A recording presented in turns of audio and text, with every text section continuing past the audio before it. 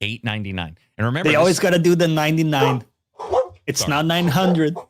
Yeah. Not only that, Johnny, they said, my dogs agree, that was like per woof, it would take 890 of those per dollar to it would be an entire podcast of just them barking. I can't believe, though, when you look at it, how big of a jump it is.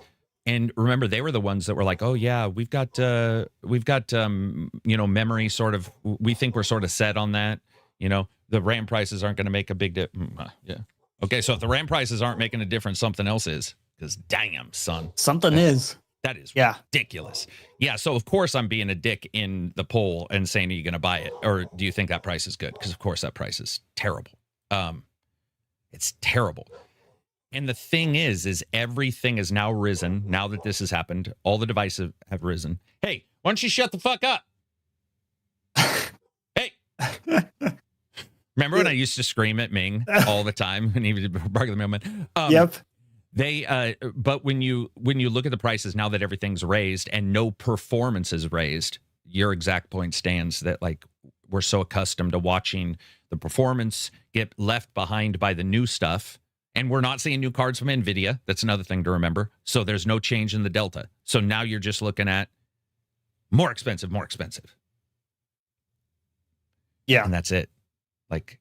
Oh, did I read the portal? The portal price is...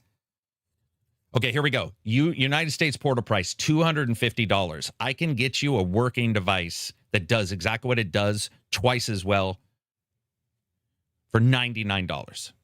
So if you're buying a portal, sorry, you've made an honest mistake. In the UK, it's $219. In Europe, it's $249. In Japan, it's, a billion yen. I don't know. Like 400,000 yen, 40,000 yen. Like I never understand. Approximately Does somebody billion. ever walk around with a single yen in their hand? It would make no sense. I don't know how they do that. But like, if it's 40,000, can we figure out the numbers so that you can easily carry the cash around? Yeah, it's insane, man. It's like, it's rough for everybody involved. Like, man, that's nuts. Like that's legitimately a stopper for almost everybody I know. Not that a lot of people I knew were getting new systems though. I guess that's one thing. Maybe the Pro. I can see people, Crimson Desert comes out, GTA, by the way, because they're making some serious cash when GTA comes out. Now, I will take, that's so much money that I would probably take less performance and go with an Xbox in this case if I didn't have one, just because I get it, but like that price delta is so massive, just absolutely crazy. Feels like a recession is the only way the price for everything to normalize. I hope I'm wrong though. And I feel like we're already low key. Yeah. What device streams your PS5 at that band rate throughput? Like a 1942 fucking walkie-talkie. Dude, it's some of the worst bit rate I've ever seen in a device. The Portal is literally your phone. Literally a shit phone. A track phone is better than that Portal. And as somebody who has it and just looks at it, I'm like, God damn, son. Like, you guys done fucked up. Yeah, man. So the prices in a week of good news where we had the Xbox event, we had Crimson Desert getting patches. People seem really happy with that. We got more people playing Resident Evil. We got some people got to see, I guess, and we got some news on the Star Wars XCOM style game, which looks awesome. Some game announcements that look cool. And then you have like the reminder that you're poor at the same time on a Friday, nonetheless. Yeah. Right? On a Friday. And we were talking about the prices for Steam Machine and stuff. And I'm worried that now this is kind of like resetting the floor or expectations, you know? I'm a little bit. I'm sure if I'm Gabe, I'm very happy at that price raise. He's looking at that. Yeah. There's nothing that there's no way in hell you're not looking at that going, oh yeah, thank God everybody. So everybody's like at a higher price point. I would say the Switch is probably still to Switch 2. Sorry, is still like one of the ones that at least feels somewhat doable.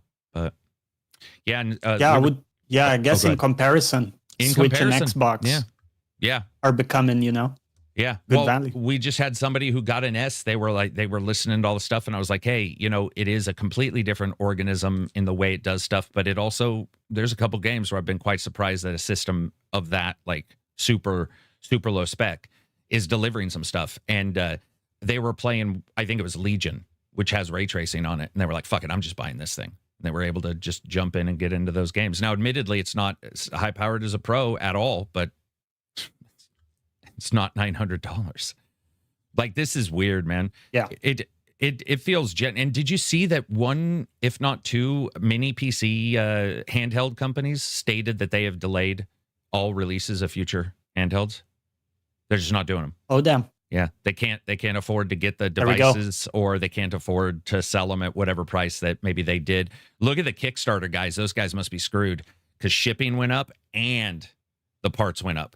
So if you had somebody join your Kickstarter for a lot of these handheld devices are Kickstartered, can you imagine trying to foot that bill? I had to foot I think our sales total for my card deck that I did, that we designed, was like $26,000 in total donations in.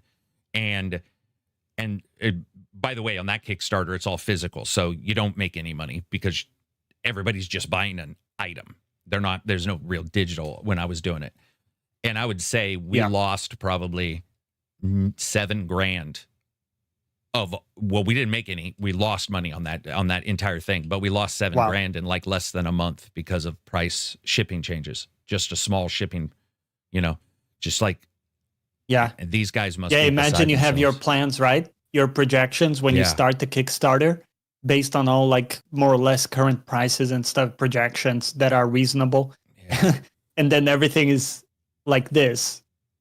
Dude, it's crazy. And look at board game companies right now on Kickstarter are getting just greased, because a lot of those guys will say like shipping 70, which is a lot to me. 70 is a ton to me. Like if I'm paying to have something shipped to my house is $70, that's crazy. And now with one of the ones I have, they just stated that the only way to basically fulfill it was shipping was like 140, so double. I was just like, dude, damn. I almost feel like that money I spent already is gone, and maybe I just won't spend the 140. Get the like I'm legitimately contemplating. Cut your losses, because I don't have I'm not sitting on a ton of cash, and I just look, and it's not the only thing that's going to raise up. Like somebody said in chat, everything's gone up. Yeah, true. I bought a steak yesterday, Johnny, that was normally like, let's say $15, and I bought it without thinking, and I was with the guys in chat, and I ripped the plastic off and I threw it away, and I started cooking. I was like, oh, I wonder how much this is. $37. $37. So double the price. Yeah. I was just like, all right, well, no more of that. Yeah, I'm going back to like, the bags of like chicken wings that you don't know if they're chicken wings. They could be frog legs, but just mince meat, Yeah, you have no clue, right? You're like, this is questionable if this is chicken meat, but since everything tastes like chicken, it could be snake round, like wound around a chicken bone or something. I have no clue what I'm eating, but yeah, dude, it's insane. So thank you everybody for sitting down and talking to us. We got a bunch of pretty cool stuff to talk about this week, man. The Xbox event. Did you get a chance to see any of that? Yeah, I watched the trailers, most of them. Because you were at work, right, when that one was live? Yeah, just today, hectic day with the DST time difference. But I mean, no, I'm saying just during its actual showing. I think you were at work, weren't you? Oh, yeah, I didn't watch it live, so my chance was like today during the day, catching bits and pieces. Yeah, so there were some. So first of all, like Stalker, they've got a DLC coming out, 2 new regions. They had some cool looking, like, I guess you'd call it cut scenes to move you to this new location. It looks like 2 new spots, new faction, new weapons, some bug fixes. I was really excited to see that. I was more excited and it didn't happen, but I was more excited, in all honesty, for some Atomic Heart. I'd like to see what they're working on, because we know that they've got stuff, their new game plus basically number 2 of that. But we did get to see Stalker, and yeah, it looked awesome. I mean, if you like Stalker, it looked awesome. Obviously, if that doesn't appeal to you, then it's no big deal. We saw some cozy games. There was a couple dozen cozy games. I feel like the world is cozied out. I mean, I guess maybe it's such a big trend now. It is a big trend, man. It is a big trend. I'm going to bring up, and by the way, if in the Discord, in the Friday podcast Discord, Turum, I took Turum's full video trailer recap articles, so you can click on those, Johnny, if you want to go along with them. So we're going to go along. Did you see that? Go for it. Okay, go for it. No, if you got a list, we can do that. Full list. Yeah. So the first one, this is going to probably go alphabetical. I'm on Xbox.com. Is Alien Deathstorm. So did you see this by the Atomfall guys? So this one's the one where it's almost like Predator. It's almost like in the face they had that weird split face, like the alien, but it's got a little sort of a feel of like Atomfall and a shooter and like Rebellion style. Yeah. I'll just say that all wrapped up into one, and it's called Alien Deathstorm. Terrible name, obviously. But whoa, audio loud for everybody. Sorry, one brief millisecond while that goes loud. Sponsored by Xbox. But I thought the environmentals and everything looked really cool. Spider enemies looked cool. Just overall a shooter. Not gonna. It should have been called Alien Shitstorm. Yeah.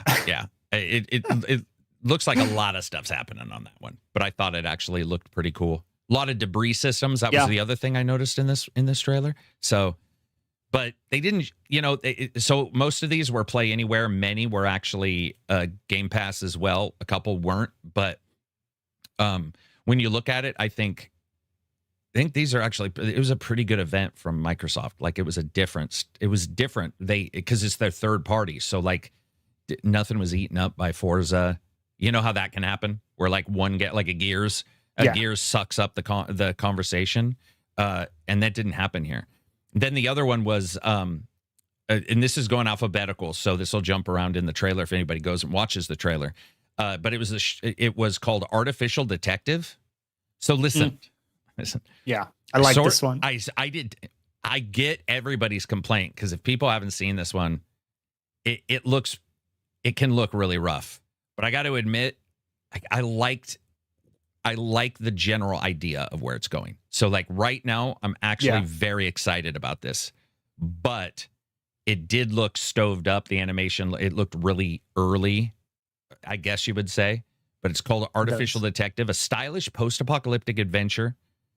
Wisecracking robot detective tasked with his greatest case yet, finding out why humanity has disappeared. And I also thought that was pretty cool. It's like trying to figure out, like, so is he woken up maybe like an alpha protocol kind of thing where you're woken up when the humans are gone and now you got to figure it out? Or was he away somewhere? Like, I don't know why he's just now showing up, but that could be very cool. So. Yeah, the setting is super cool. It's like a big city, futuristic, lots of cool stuff. And the guy looked like. The action looked. Yeah, the action looked pretty iffy, but at times it looked good. It just looked early. But I will say about it, I liked his patchwork robot look. It wasn't like the typical robot look. It was like it was piecemeal. The difference between like Oblivion and a movie of cyborgs that are like more guttural, dystopian. And I sort of dug that mix. Alphabetically, the next up is Ascend to Zero. This is a roguelike. I'm going to be honest. Alexa, turn off. Did you hear that? She just randomly talks now. We'll skip that one. I mean, for me, Cyberpunk sort of inspired pixel art game, but it was like almost like isometric. Yeah. One that did surprise me. I'm not going to get it, but I bet you I know people who will, which is Bluey's, the Happy Snaps. So it's like a sticker game. And we were laughing in our chat going like, none of us will get this. And I was like, you're absolutely correct. None of us will. But looking at scrapbooking stuff and looking at the kids I know and the parents who have kids, that's huge right now. The stickers and like that kind of snaps sticker thing is massive right now, man. Like Bluey, I don't know anything about the Bluey character. Do you? I don't know much about. I mean, I know their cartoon character, but I don't know. Yeah, it's a dog, bunch of triangles. I mean, reminds me of Huckleberry Very Finn. colorful. Yeah. And then Dispatch for the Xbox, which I'm actually great. Yeah, I'm actually quite excited for. I thought that was awesome. Let's see. Everything is going up. Oh, people talk. Yeah. So stoked about The Expanse. Huge fan of the books. Yeah, we'll have to see. Spear Dust says that was loud. Yeah, my sincere apologies. Can't wait for Bluey. Going to play that with my nephew. So there you go. Bluey is great if you have kids. Yeah, exactly. Not everything has to, be directly for you in these events. Like, In the future, Johnny. It's not all about you. In the future, though, an algorithm that only shows you the games you want to see in an event like this. It'll happen, right? Oh, so like it knows the genres you like, and they're like, "Welcome to the Xbox event." And somebody's like, "I'm watching Dispatch right now," and somebody else is like, "I'm seeing The Eternal Life of Goldman." You're like, "Uh-oh." Like dynamic pricing keeps you in your bubble. Yep. You don't even find out. Dude, it's comfortable hearing your own echo, as we can tell by a lot of gamers. They love their echoes. Dispatch, though, for the Xbox, I'm super excited for that, man. I cannot wait. Play anywhere if you're that kind of person. But just finally seeing that on Xbox is awesome. The game is so good, dude. The game is so good. I don't know if we're seeing a sequel anytime soon, but I would love to return to those characters. I just thought the characters were good in Dispatch. I thought, like, all the little change-ups. It was just a really enjoyable game. I think I beat that game 6 times and then watched another 6, maybe, with you guys in the streams, probably. Did you beat that one? Did you get it? I beat it twice. Damn. Did you get significant, like, different outcomes, or maybe just different vibes? Significant in that some people were in trouble and some people weren't. And significant, and then some that I was attracted to, or that I was like, or that the person that was attracted to me was attracted to me. Sorry, that I was attracted to was attracted to me, and then the other one she wasn't. I always ran away from sexual cyberpunk whore bitch. Didn't like her at all in that game. But I somehow made the blonde mad at me too, and so one of the endings was like, "You've done a good job, but you're still alone." Yeah, I was like, "Oh, damn, man." At least it felt like that's the way it played out. And then the other one was a workers' comp issue for sure, because that chick was on to me. Dude, there's some sexualitis in that game. There's some crazy stuff that happens. Damn. Yeah. Can you imagine if the roles were reversed and your male character was in the female restroom while somebody's taking a dump and talking like that chick was talking to you? Can you imagine the amount of outrage? You would have every journalist in the world being like, "Oh my God. Yeah. My nethers are tight." Yeah, you see there the different dynamics, Absolutely. It doesn't work. Yeah, it doesn't. Yeah. The same way. Yeah, not at all. Yeah. Not at all. We're all victims here. The Eternal Life of Goldman. What can I say, man? That game since Cuphead and Ori, I don't think I've felt like that impressed by a 2D game. The Eternal Life of Goldman is just one of the most impressive looking games of all time. So much different stuff moving around. So many, just the animation, the character look, an old guy with a cane, like not what you expect. You can upgrade the cane. You can upgrade the umbrella, I think. Like, or maybe it's both. Maybe it's the items is shared. I don't know. Like, it just... the art in the environments and characters, like enemies and stuff, is crazy. Yeah, it looks so good. Next up, again, we're going alpha because I'm on Xbox. This is not exactly the showcase. What do you call it? The 1, 2, 3 the showcase is. They should do full alphabetic for the show, so you know exactly. Like, I would kill for that. I would kill for that. Is the Expanse Osiris Reborn? So, yeah, that's big. It is. It definitely. You can definitely tell it ain't ready. It's Game Pass, which is awesome. Like, that is a massive get for Game Pass. I was not expecting that game to be on Game Pass. And maybe somebody announced it. It's completely possible I missed that. But I don't care. Like, I think that's amazing that that's on Game Pass for more people to be able to play, especially right now, unless you're paying $8.50 for a pro. Yeah. Why do you say it's not ready? Why do I say? You think? Oh, there's a lot of animation stuff and a lot of like real jank you could see going on. They did a good job in the cutting of the trailer, but it is also a very what do you call it? A very questionable developer when it comes to their tech and getting games out the door. So just sort of aligning everybody's expectations, just making sure we're all in the same place. I did think the blonde lady looked like the fakest person I've ever seen depicted in any video game ever. That was actually brought up I saw it brought up in the chat on the official, and it was brought up in our Discord, where somebody wasn't really watching, and they're like, what in the world is going on with that one character? So that was probably just a graphics pass. You know, that kind of stuff can happen. Yeah. Can you believe Square waited until launch to send out review codes? Yeah, for sure. Yeah. Even though I got delayed as well, I absolutely understand why they this is it for that story. And I think they were just so nervous about, I mean, not reviews, because I mean, people are gonna, it's not a game that, like, maybe 2 got bad reviews, but I think some people like 2 a lot. I think overall that engine is sort of set up in a certain way, and they sort of know what they were offering. And I think they were so nervous about the story. But back to The Expanse, man. Yeah, it looks good. You know, I mean, it looks jank right now, but you know, they got a couple weeks, and I want to play it. You make your own custom captain.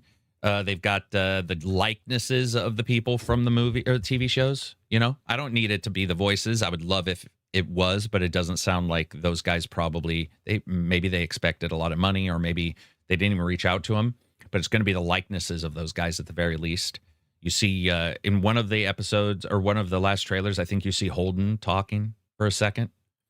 Like they remember that original, like, you know, remember the can't. I think it's that video that you see in digital form. Yeah. So yeah, that's cool. Yep. It's going to be, and it's in the midst of everything happening too. So right. So this is Owlcat.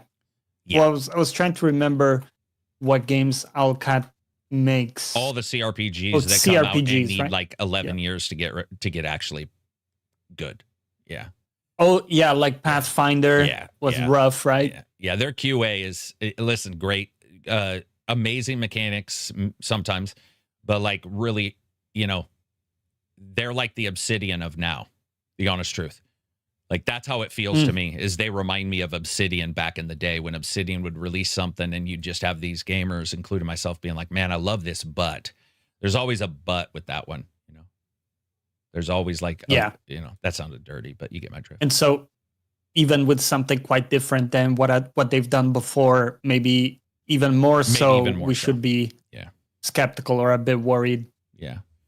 Or just, you know, just realize that it may not be super slick and it can still be good, right? And we're going to talk about that in a little bit. Yeah. I want to talk about some of this, like, if it ain't perfect kind of thing in a bit. We're going to definitely dive into that. And I think it's also important to not project expectations, because a lot of people immediately started talking about Mass Effect.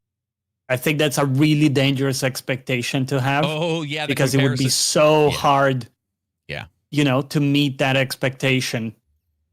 Yeah, unless you only played 3, and then you'd be, it's so easy to meet that. I'm just joking. You're at home then. Yeah. But like, some stuff I'm sure will be reminiscent, right, of that, but you shouldn't go into it expecting something of that level. Completely agreed. I think that's fair. And what's funny is it's not even it's not even, that's really should, most of the time, there's like a little thing that hooks you about a new movie or whatever, but you hope it's different. Yeah. Right? Most of the time, you see a movie, like, let's say you see one of Jason Statham's 77 Everyman movies, right? He's either a beekeeper, he's he waxes people's vaginas. It doesn't matter. Man. Yeah, he's a working man. He's always doing something. Working man. But you don't want to get Beekeeper 2 from him, right? You don't mind the working man part, but you don't want that exact thing. You want whatever the new thing is with that guy, and it'll have its own variances and differences. That's the way I think you should treat this, is like, okay, space, except sci-fi, for Transporter. He did like three of those. Yeah, did 3 of those. I love those movies. Next up, Forever Ago. Listen, I actually think this is awesome. I think they called it a re-announcement trailer, and I think that's because it was shown and then maybe got delayed. But this one's sort of a cozy old man traveling around the world, and then at the very end, shit got like a little dark, where like fell down some steps. I couldn't tell if it was because he was old, but it looks like he like steps on some steps and falls through them, and then goes into like a time dilation shit. And I was like, okay, well that's weird. But it's like him in that's weird there. in a little Volkswagen. What are those? You know, those little cozy camper Volkswagens, and just explores. It remind me a little. What's the one that we played? Firewatch. You know, that kind of stuff where you're just moving slow, and I'm all for that. Yeah, those like driving jalopy games are always kind of charming. Yeah. Dude, imagine if you were a YouTuber and you would know that you created that genre in video games. That genre wouldn't have existed without the 50,000 people plinking around in their shit-ass vehicles pretending to fix something with no money and suddenly got a $50,000 vehicle. Like, but how many times do you see those vehicles driving around? They're like, yeah, man, I'm going to sleep at this camp that I'm not supposed to be at. And then all of a sudden we started seeing the 2D car driving sideways, cozy game in that particular aspect. Now what we need, Johnny, is we need to go out into the wilderness and build a swimming pool that's 2 layers down in the muck.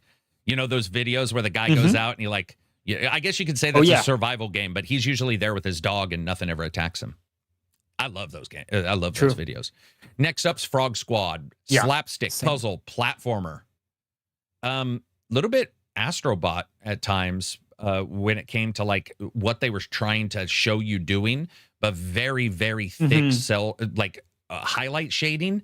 It had this really dull, low detail texture, but then it was cranked up graphically, or cranked up color wise, and then they have these really cool like outlines on them, and like edge point shine, like the sun is always bright, I guess the way you would explain it, on all of the characters, and googly eyes for everybody. Everybody had googly eyes. So I think you're racing against your friends, right? In this, it's a multi-party game. Multi-party, so you're doing all kinds of different stuff. Yeah, trying to get food, I think, overall.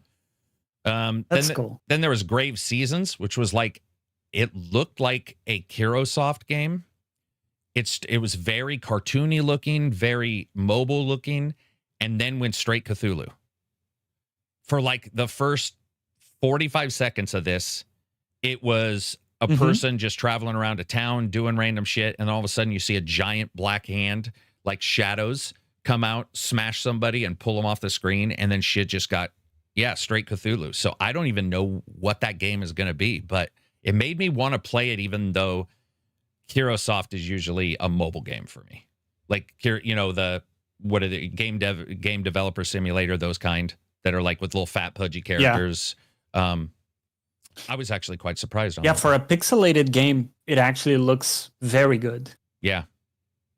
I think I'm usually not a big fan, but agreed. Yeah. Looks good. I think, dude, but if you're gonna do one, do that. Right? Like, instead of doing Kairosoft, which I like their game, or Kairosoft, whatever, but I like their games, but there's a lot of repetition. It's like, here's in space, here's back in the past in Japan, here's a game dev, but they all have the same look and feel. This one looked like that, and then suddenly blood and gore, and I thought that was actually a really big surprise. They also said that the public demo's coming soon. So that one was Grave Seasons. And then Hades 2. But Hades 2, so I was confused on this, man. I don't track Hades 2. I thought Hades 2 was out somewhere. Isn't Hades 2? It's completely out already, just not on Xbox. Okay. Actually, no, never mind. Sorry, it's coming to Xbox Game Pass. So now but it's on PlayStation and PC right now, I'm assuming? It's on, okay. Yeah, it's on those. So it launches on Xbox Series X, Xbox on PC, cloud, and everything, April 14th. Yeah, play anywhere. Yeah, so if anybody's done Hades 2, I'd like to know how it is. I thought I saw good reviews, but I couldn't tell if those were early access. I haven't tracked Hades 2 at all. Nothing against Hades 2. I just was too busy. So if you like Hades 2, pop off in the comments, because I'd actually like to know. Because what I saw, it sort of put it back on my radar as a game that I might want to maybe, a podcast game or a chat game. I don't know if it depends. Yeah. I don't know if it is a great game for that. Okay. Yeah. Not a lot of like audio cues. Because you can easily speak or listen to something while you play. Okay. Yeah, for sure. And then the opener to the show and my trailer of the show is Hunter the Reckoning. Now, I want to explain why it's my trailer of the show. I love the World of Darkness worlds. So you've got Vampire the Masquerade, Werewolf Rage, or Werewolf the Apocalypse. It used to be the Apocalypse, now it's Rage. And then Wraith the Oblivion, Mage the Awakening.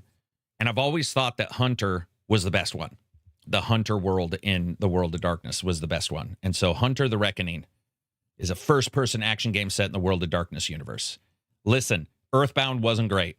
That was also World of Darkness. That was your werewolf one.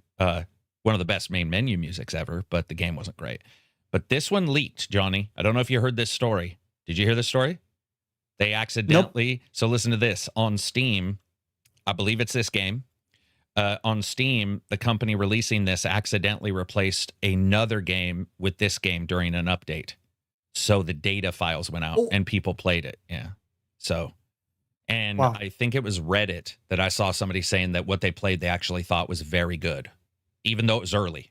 You know, there were still issues. So if that's true, and from what I can tell, it is. I think that's awesome. The Jostler, $5 super chat. What's up, Jostler? I want a Matrix game developed by Remedy. Pick a dev and have them make a veiny, girthy game based off a 19s or early 20s movie you'd enjoy with a Snickers.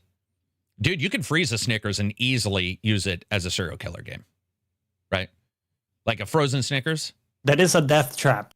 Right there, dude. And the giant ass frozen Snickers that my wife bought me. You know, that sounds like a weird cuck move, but yeah, no, those things could be used as a weapon, or at the very least as the world's worst boomerang, because it wouldn't come back, but it would kill somebody if it hit them. But anyway, yeah, man, dude, Hunter the Reckoning, man, I'm such a looks good. Yeah, I thought it looked good, and I'm a big I like that kind of stuff. It's coming to cloud. If you noticed, Microsoft is also doing a bunch of announcements for cloud. The reason why Microsoft's always had this, but a lot of these companies are trying to remind you that if you don't want to spend $850, you can play some of these in the cloud. I'm not a big fan of it. Yeah, the console streaming services right now, but maybe someday. And then Dynasty Warriors Not is what this game is called. Not Dynasty Warriors. It's called Musa, Dirty Fate. And I thought it was Dynasty Warriors till the end. I just couldn't tell what this game was, man. You had me there for a second, but now I see it. Yep. Dude, when you look at the trailer, Musa, for anybody listening, Moosa, Dirty Fate, Dirty Fate, which, by the way, sort of a kudos for the name because it just sounds weird. But it's an upcoming action title set in feudal Korea. So that's one cool thing, because you got Japanese, Chinese, they, different weapons, different mythologies for a lot of that stuff. And now you've got Korea. I like this, and I love that idea. But what I saw, I thought was, I legit did think it was, it looks like Dynasty Warriors in a lot of ways. A little bit more like Phantom Blade at times, where there was some one-on-one. That's what I thought it was. But, I'll check it out. It's Game Pass. So, doesn't really require anything to check it out. So, 2027.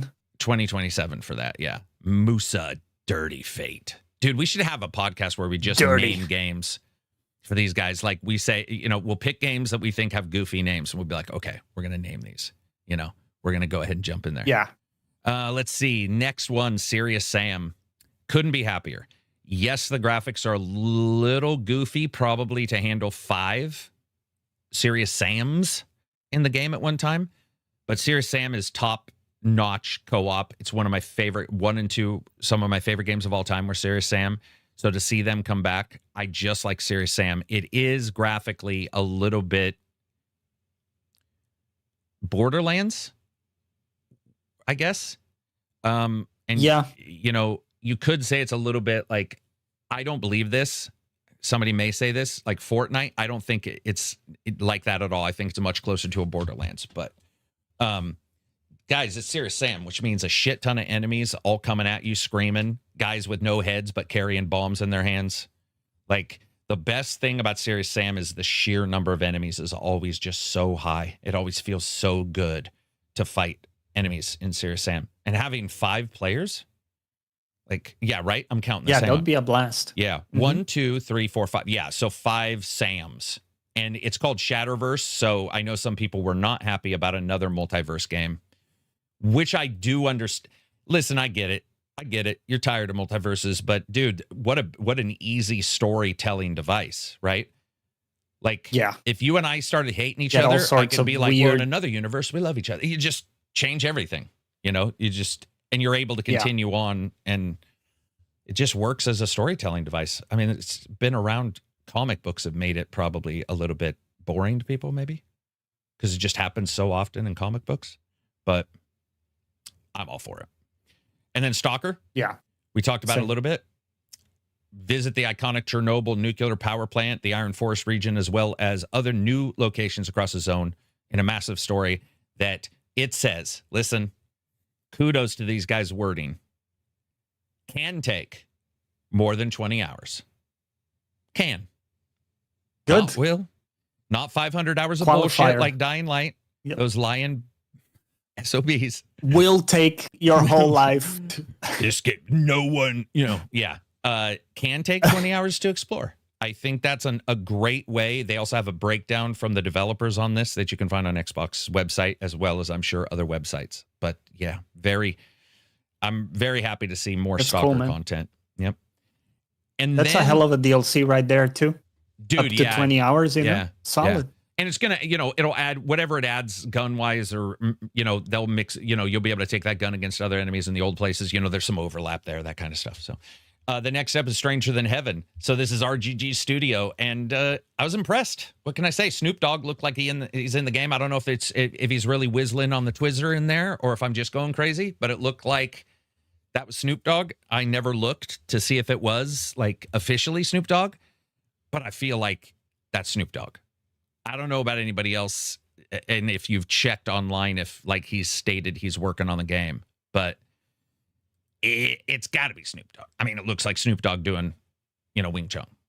That's what it looks like to me. But whatever. 5 different time periods for the same, from what it seems to be, the same protagonist. So maybe they say Stranger Than Heaven, so maybe a supernatural element there. But graphically, it looked cool. Lots of knives, man. Dude, so many people getting just juiced in that game. So many orifices being created in one game. There were so many stabbings in that game. I didn't want to show the video during the pod. It was ridiculous. It was just... Dude, I just saw it. It has to be Snoop Dogg. It's got to be Snoop Dogg, right? That's got to be Snoop, man. I just wish like he knocked him down and it was like, faux shizzle. And then you'd be like, okay, for sure him. But yeah, that looked cool. And they have a broader walkthrough on May 6th for that one, but basically looks like a mix of Yakuza and Lost Judgment with better graphics, sort of your step up next gen and a half, maybe 0.5 gen is what I meant. 0.5 gen step up in graphics. Yeah. Right. 5 unique cities, 5 different time frames. So that to me that's was cool. The time jumps. Yeah. Yeah. Yeah. I thought that looked awesome. Another one that was exciting. And the idea of like the same character going throughout that whole journey, that could be epic. Well, don't you think Stranger Than Heaven, it's a weird name if it doesn't involve something supernatural or odd anyway, right? So, whoops. Yeah, they always fit in something a bit. Yeah. Yeah. A bit like that. Can you hear them? Just a little bit, don't worry. Okay, sorry. Very soft. Next up was Super Meat Boy. I saw that, of course, Takedown was stoked for this. I think a lot of people are going to lose their minds playing that. Meat Boy I did hate the trailer, by the way, because the trailer is constantly like switching between the footage of the dude. Oh, fighting cowboy? Trashing his room. I'm just teasing, but it looked like it looked like they were teasing Fighting Cowboy. Yeah. Which, by the way, I love that guy. I'm literally he's a friend of mine. But it was funny because it's just the the T-shirt and everything. But yeah, he's there tearing off and he's just screaming. And the game, it's like just let me see the game, because they just kept cutting away. But it looked good. Yeah, dude, it looks sweet. Norb says Super Meat Boy demo was so good, can't wait. Okay. Yeah, that's awesome. I mean, I thought it looked good as a game. I don't know if it looks good as an experience for me because Super Meat Boy, more than Cuphead, more than pretty much any game, challenged me, I would say, and frustrated me. There's a high... Yeah. You know how those games set you up to think you're safe on the jump and you're never safe and you have to almost die to find out you're not safe?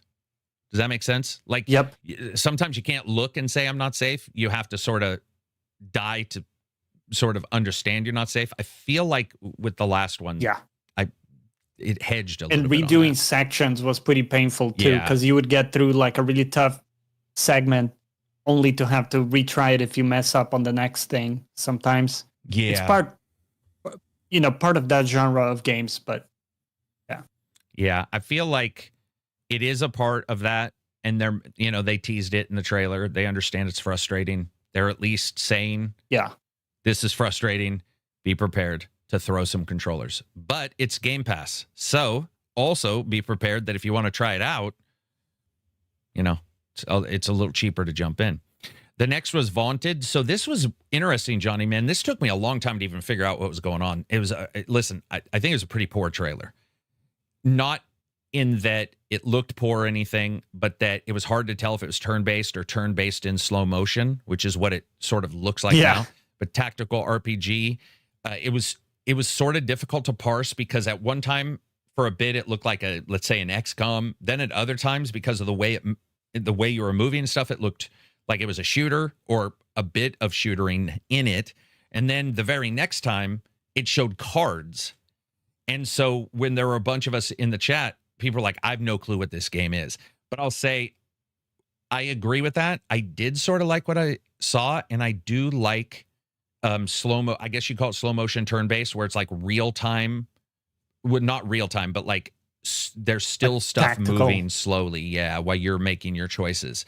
And we'll just have to see. They call it real-time action, but unless every single character in the game has slow-mo, there was something going on when, like Max Payne almost, when he whipped out guns and turned on Max Payne-a-vision and was able to bounce around the level without any like whatever, so that was cool.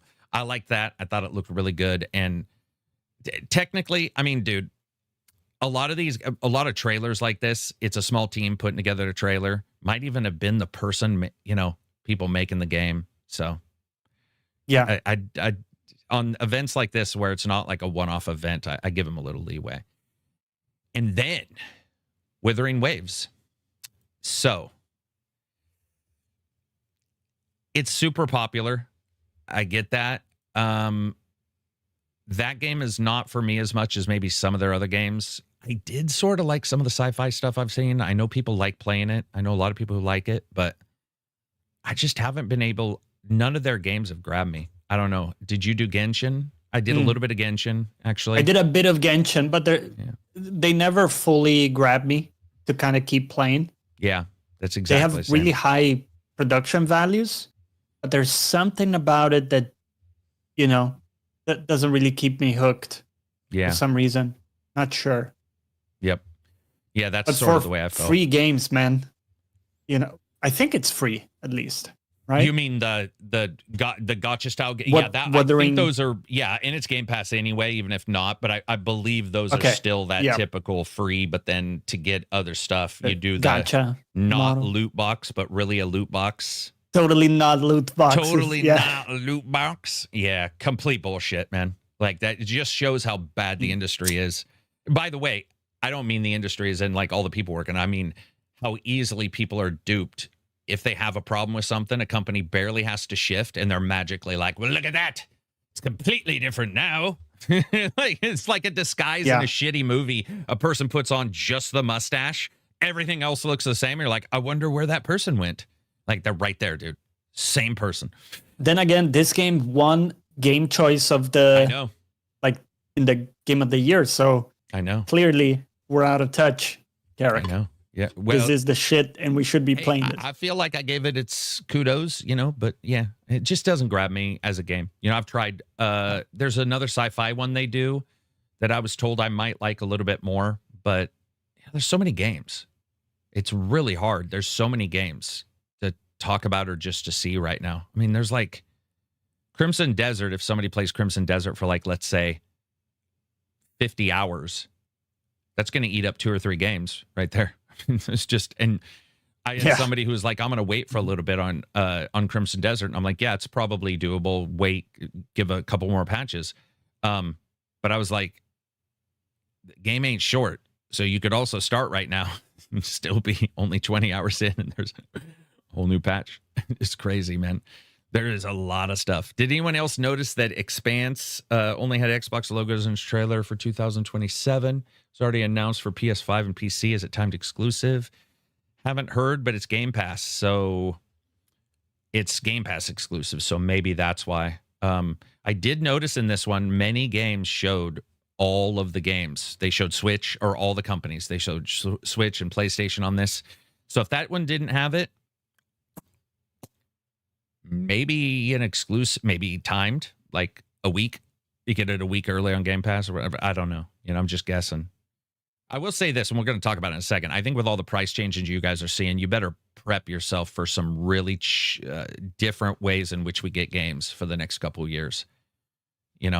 Like with Sony dropping out and stuff like that, where I think companies are going to be offering games in different ways. There's going to be, the not go to 80 for your premium, but instead continue the more early access thing, right? Like, I feel like the early access thing is like, I can't fight it anymore because it's happening. I don't like it, but it's a thing. Crank an extra $10 from the gamer, get it out a week, get a week early. So, sort of like the way things are going now. Price increase rumor only lasted days before Sony confirmed. Price increase was way more than a day. Price increase, well, I don't know who else ran the rumor, but the price increase rumor was ages. But maybe if you're talking about hitting anything, hitting the zeitgeist, maybe. The lack of PC port, I mean, I don't think they need to tell us. I would like them to, but I think these companies, they're just, I mean, we're like, if there was what's the shooter, Johnny? The Starship Troopers ripoff? That's Helldivers? Helldivers. There's another Helldivers. I would assume that'll be on both PC and PlayStation. But I think technically, I don't know if I would even expect them to be like, hey, we've pulled back from doing PC ports in like an official, like everything is for sure stopped. Because as we know with gaming, if they start to have money issues, like if they're not selling or whatever, then they're just going to turn around and do them again. So Johnny said at the starting, why do you tell everybody stuff? And I agree. I think the companies say stuff early, or they'll be like, we're raising all game prices. And it's like, dude, what are you doing? Why even say that? Why not just add some stuff in and just, pick by game? Remember Oblivion was one of the first games Microsoft. What are you doing? Microsoft? Like, what are you doing? Yeah, that'll be one of our first most expensive games. It's like, if you're going to do any game, should have been like Gears of War 6 or 7 or whatever we're on now. Should have been one of your premier games. Nothing against, an Obsidian game, but still, that's crazy. Was it Outer Worlds or was it Avowed? One of those two they announced was early. It's crazy. I think it was Outer Worlds, and then they walked it back. Well, that's what I think too, but I could be wrong on that. But I also felt it was Outer World. Mate, dude, I think we're both wrong. I think it was Avowed.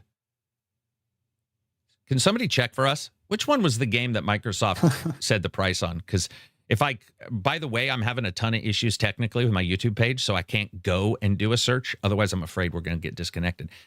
Maskin Roth, $10 super chat. I feel like an idiot not getting a PS5 in the past. I need it for GTA 6 and Yotai. Price too damn high now. Damn. But what? Oh, okay. You're saying day one, because of course GTA 6 is going to come out on the PC. So if you have a PC, yeah, I get that. Yeah. But I do understand where you're coming from. It's pretty rough. I mean, no one could have. People could prepare for it, but these raises have been really fast. The last 3 to 6 months, you started seeing the raises really become aggressive. So it happens, man. Dude, borrow a PlayStation from somebody, right? Borrow a PlayStation. Yeah, you could do that. Dude, borrow one. They have a rental service. Everybody's got a rental service. There's rental services everywhere. There's some guy named Guido who sits on the corner that'll probably give you a PlayStation for 200% interest. Go talk to him. But overall, you can always find a friend who's got a system or, something to that effect. Because otherwise, you're paying $900 for a game. When you think about it. Yeah, that's crazy when you think about it. Because look at how much money you're spending over the normal allotted money, which is eating into the game money you could have spent 9 months ago, 10 months ago, 12 months ago. You could have bought a system and some games. Now, not only can you not buy games, you're on the street corner doing questionable shit just to get an extra controller, right? Oh, yeah, dude. And they have a luxury. Extra controller? Johnny, who's heard of that? Dude, Gauntlet 3-player. We just use one controller, man. It's a crazy game. But I mean, I think the other thing, Johnny, is that we haven't seen controllers go sky high yet. And all my new controllers have RAM in them, or they've got memory. Sorry, I should say memory for saving profiles, saving a bunch of stuff. It's just going to get hit on too, So like, we're going to start seeing prices in that. By the way, Vader 6 is excellent. You can use my affiliate code that I'm not going to put up there. Let's see. Sony increasing the PS Portal price is surely a decision. Yeah. Maybe they think that by pretending it's worth something, they can get people to buy it. Like it's like maybe it's like makeup for a really ugly person, including myself. Like you throw some makeup on, you look a little better. People are like, hey, man, not so bad. In a particular light, like none looks pretty cute. I don't know. But I mean, I think it's across the board, so it's just the tech itself. I don't, Portal though being raised is pretty wicked. Portal. Dang. That's nuts. A part of me thinks that they announce these things abruptly to get more impulse buys before the hike. Maybe, but I'm sorry. I think that price hike is so much that I think a lot of people look at this and go, I'll wait to see if the price lowers. Or something, you know what I mean? Like the price hike is so much, it feels like it doesn't spur. I've yet to hear anybody, even in my LAN group, which is 8,000 people, I've yet to hear anybody say this has caused them to go get a PlayStation. So I haven't even seen it posted a single time in our Discord yet. I've not seen a single person say this new price has caused them to go, I want to go jump and get a PlayStation. I feel like a lot of people who have them already have them, who want them already have them. And the desire, I mean, they don't even have much coming out, right? Like specifically, I mean, Wolverine, I guess. Wolverine, GTA. Yeah. I mean, I can see a lot of these places that sell kind of like third-party sellers that already have stock. They're probably going to be selling at, let's say, a lower price. And I can see a lot of people going for that because they see the price hike and they think, you know what, this is maybe my last shot. I think normally if it's a small jump, I just think this jump is way too high. I mean, like we just had 3 people saying they're selling their PlayStation at a higher amount to other people, instead of people saying we're going to go get a PlayStation. It just like, dude, I mean, can you imagine? It's already raised. So if this was the old price, it would be one thing, but it's not the old price. The current price is the new advanced, already updated price, and then you're updating the price again. So we're already 2 prices in. So if a person wasn't getting it closer to their big exclusives, and now you're looking at nothing in front of you, I mean, what would you like? Why not wait and see if the nothing turns into something? Versus just randomly buy a more expensive something that you already passed on when those games were coming out. You know what I mean? Like, so people are saying, oh yeah, I got through all these games and I didn't buy it on the last update. I know what you mean. I'm buying on another I mean, update. that's a rational approach. Well, I just feel like a lot of people will have the impulse, like, well, they might have the impulse, but what I'm saying is the price jump is like nothing we've ever seen before. So like if it was $50, that'd be, do you see what I'm saying? I'm saying the price jump is already from the high delta. So like, unless somebody's just sitting on $900, I mean, you know what though? I'll say this, Johnny, if somebody's sitting on the $900, they're not rushing out to get anything.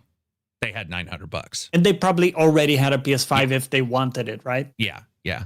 Cause it makes that it's a little bit like sloppy seconds at that point. It's like, man, I can't wait to date her after all 12 of my friends do. Seems a little weird. Let's see. Now imagine. Well, isn't it? It's like you've waited through all the good shit and all the big games that came out and you still didn't get it. And now you're like, well, might as well get this. Now is the time. Now's the time. Do you know what an intelligent person does? Yeah, the opposite of what you're talking about right now. Maybe this is a sign that GTA really is coming out this year. Oh, brother, GTA is coming out this year. For sure. Yeah, GTA is coming out. Unless there's like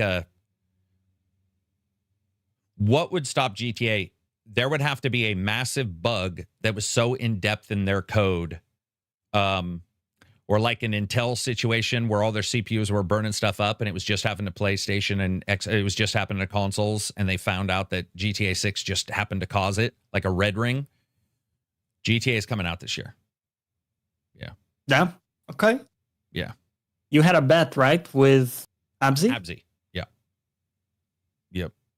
But ours was a gentleman's bet because, like, I think it's sort of bad to bet real money on like this kind of stuff. I feel even worse now if you're making a bet on this because it's not just a small amount of money. This is ludicrous. Dude, my entire mini PC was $300 less than the PlayStation 5 Pro and hits about 80% of the games better than the Pro. The one nice thing about the consoles is the ray tracing usually doesn't hit the, you know, it'll do the 60 to 30 or 120 to 60. With a mini PC, depending on the GPU you have, you know, some of those games are going to run less, but it still does PC stuff. And, you know, I don't even know what I could get for 900 on the mini PC side because they're still in the retail channels now. You probably could, but remember GTA 5 PS3 release 1 year before the superior PS4 version. Same will happen to GTA 6 1 year before PS6 version. That would be far better. Yes. Yeah. Right? I don't see. That's the way they've done it every time. I feel like that's exactly what will happen. Is we'll get the you're able to play it version. Congrats. And by the way, that's even worse. If you're rushing out to get a PlayStation for GTA 6, you are literally buying into the not ready yet version, most likely, of GTA 6. Or Destiny did that as well. I think it was Destiny 1 on the 360. Yeah. So, yeah. Dude, that's crazy. Because you'll have a full year until online. Well, 6 months to a year. I don't know what the online delay will be. And then you got PS6, if it comes out then. Hey, let's talk about that. What's PS6 price going to be? What's the Xbox Series XXL Extra Magnum Trojan Giant Edition? And what's the PS6 going to cost? What are your guesses right now? So if I say, boom, GTA coming out, GTA is out, sorry, and you can get the best version on these new consoles, what's the price? It's getting tough to predict now. It is very tough with today's change to actually predict. Yeah. Oof. With today's change, if today's change hadn't occurred, I would have said the price of the PS Pro right now. That was sort of my guess for the PS6, was like 800 to 900. Yeah. I'm not saying I want that. I'm saying that was my guess. Now, way more. Way more. It feels like it's going to be $1,500, man. It's getting crazy, man. Yeah. For a console. Yeah. I would definitely. I've passed up on consoles before. If that's gonna, if it ends up being some arbitrarily gigantic amount, yeah, they can all screw off. Like, let's see. To be realistic, $1,299. Somebody says 900, so it'll be less than. Okay, hey, I like the cut of your jib, man. 1,200. Love the optimism. But Telegram 1,500, 1,600, 1,500. Snike says 6,000. Just, dude, price is right. If he guesses high, he's just like, hey, maybe I'll win. Dude, just the graphics cards. Just listen to this, Johnny. The PS6 and the Xbox more so because of how massive that APU is. But those cards are going to be running like 600. If we look at today's prices and they continue to stay or go up a little bit, you're talking 500-600 just for one part of these new systems. One part. Yeah. Of a multi-part system. Wow. And NVMe, completely separate from all this. And NVMe has more than doubled now, which I was saying, I remember when it first came out that there were going to be price increases on NVMe, and I was still finding them to be fairly sane on pricing. It's ridiculous. It is absolutely ridiculous on NVMe. And all the systems will have that. Remember how all these prices were going down steadily? You saw like, SATA and NVMe drives and everything just kept going down. RAM was going down over time. Just felt like the good old days, dude. The trend. The good old days. Those are the good old days when gaming was something you could get into at $200, $199. Now, admittedly, taking into account inflation, $300, $400. But now imagine going back in time. This is Neo Geo, by the way. When I was a kid, there was an $800 Neo Geo, $300 per game. That seems positively cheap now. And the craziest thing about the Neo Geo is you consistently second guessed the job or what your neighbor was doing if they had one.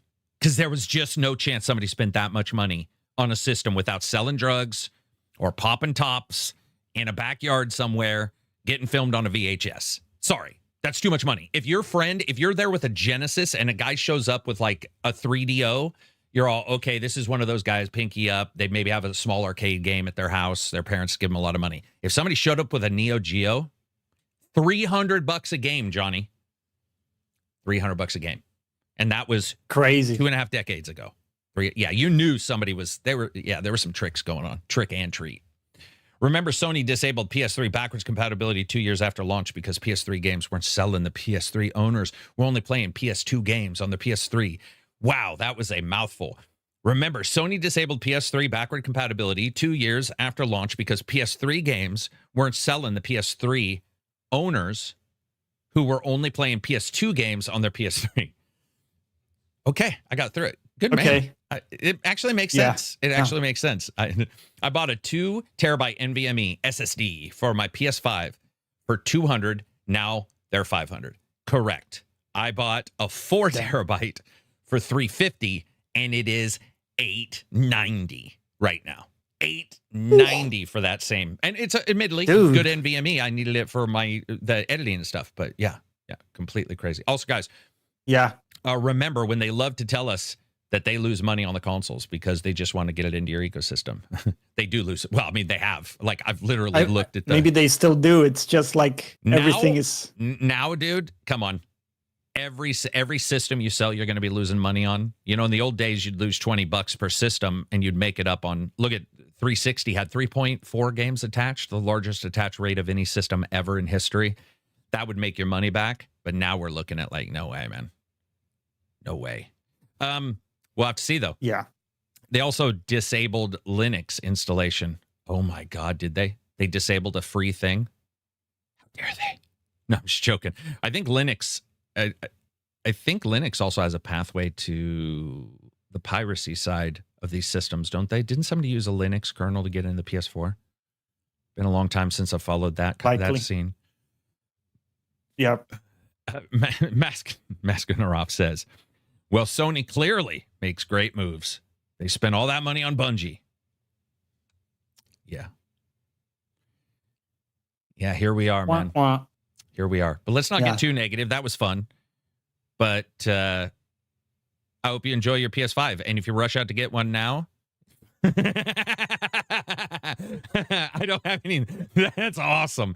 I hope you. I thought you were going positive. It's the dumbest thing I've ever heard of. The idea of getting through all that and not getting it and like still missing out. That does crack me up.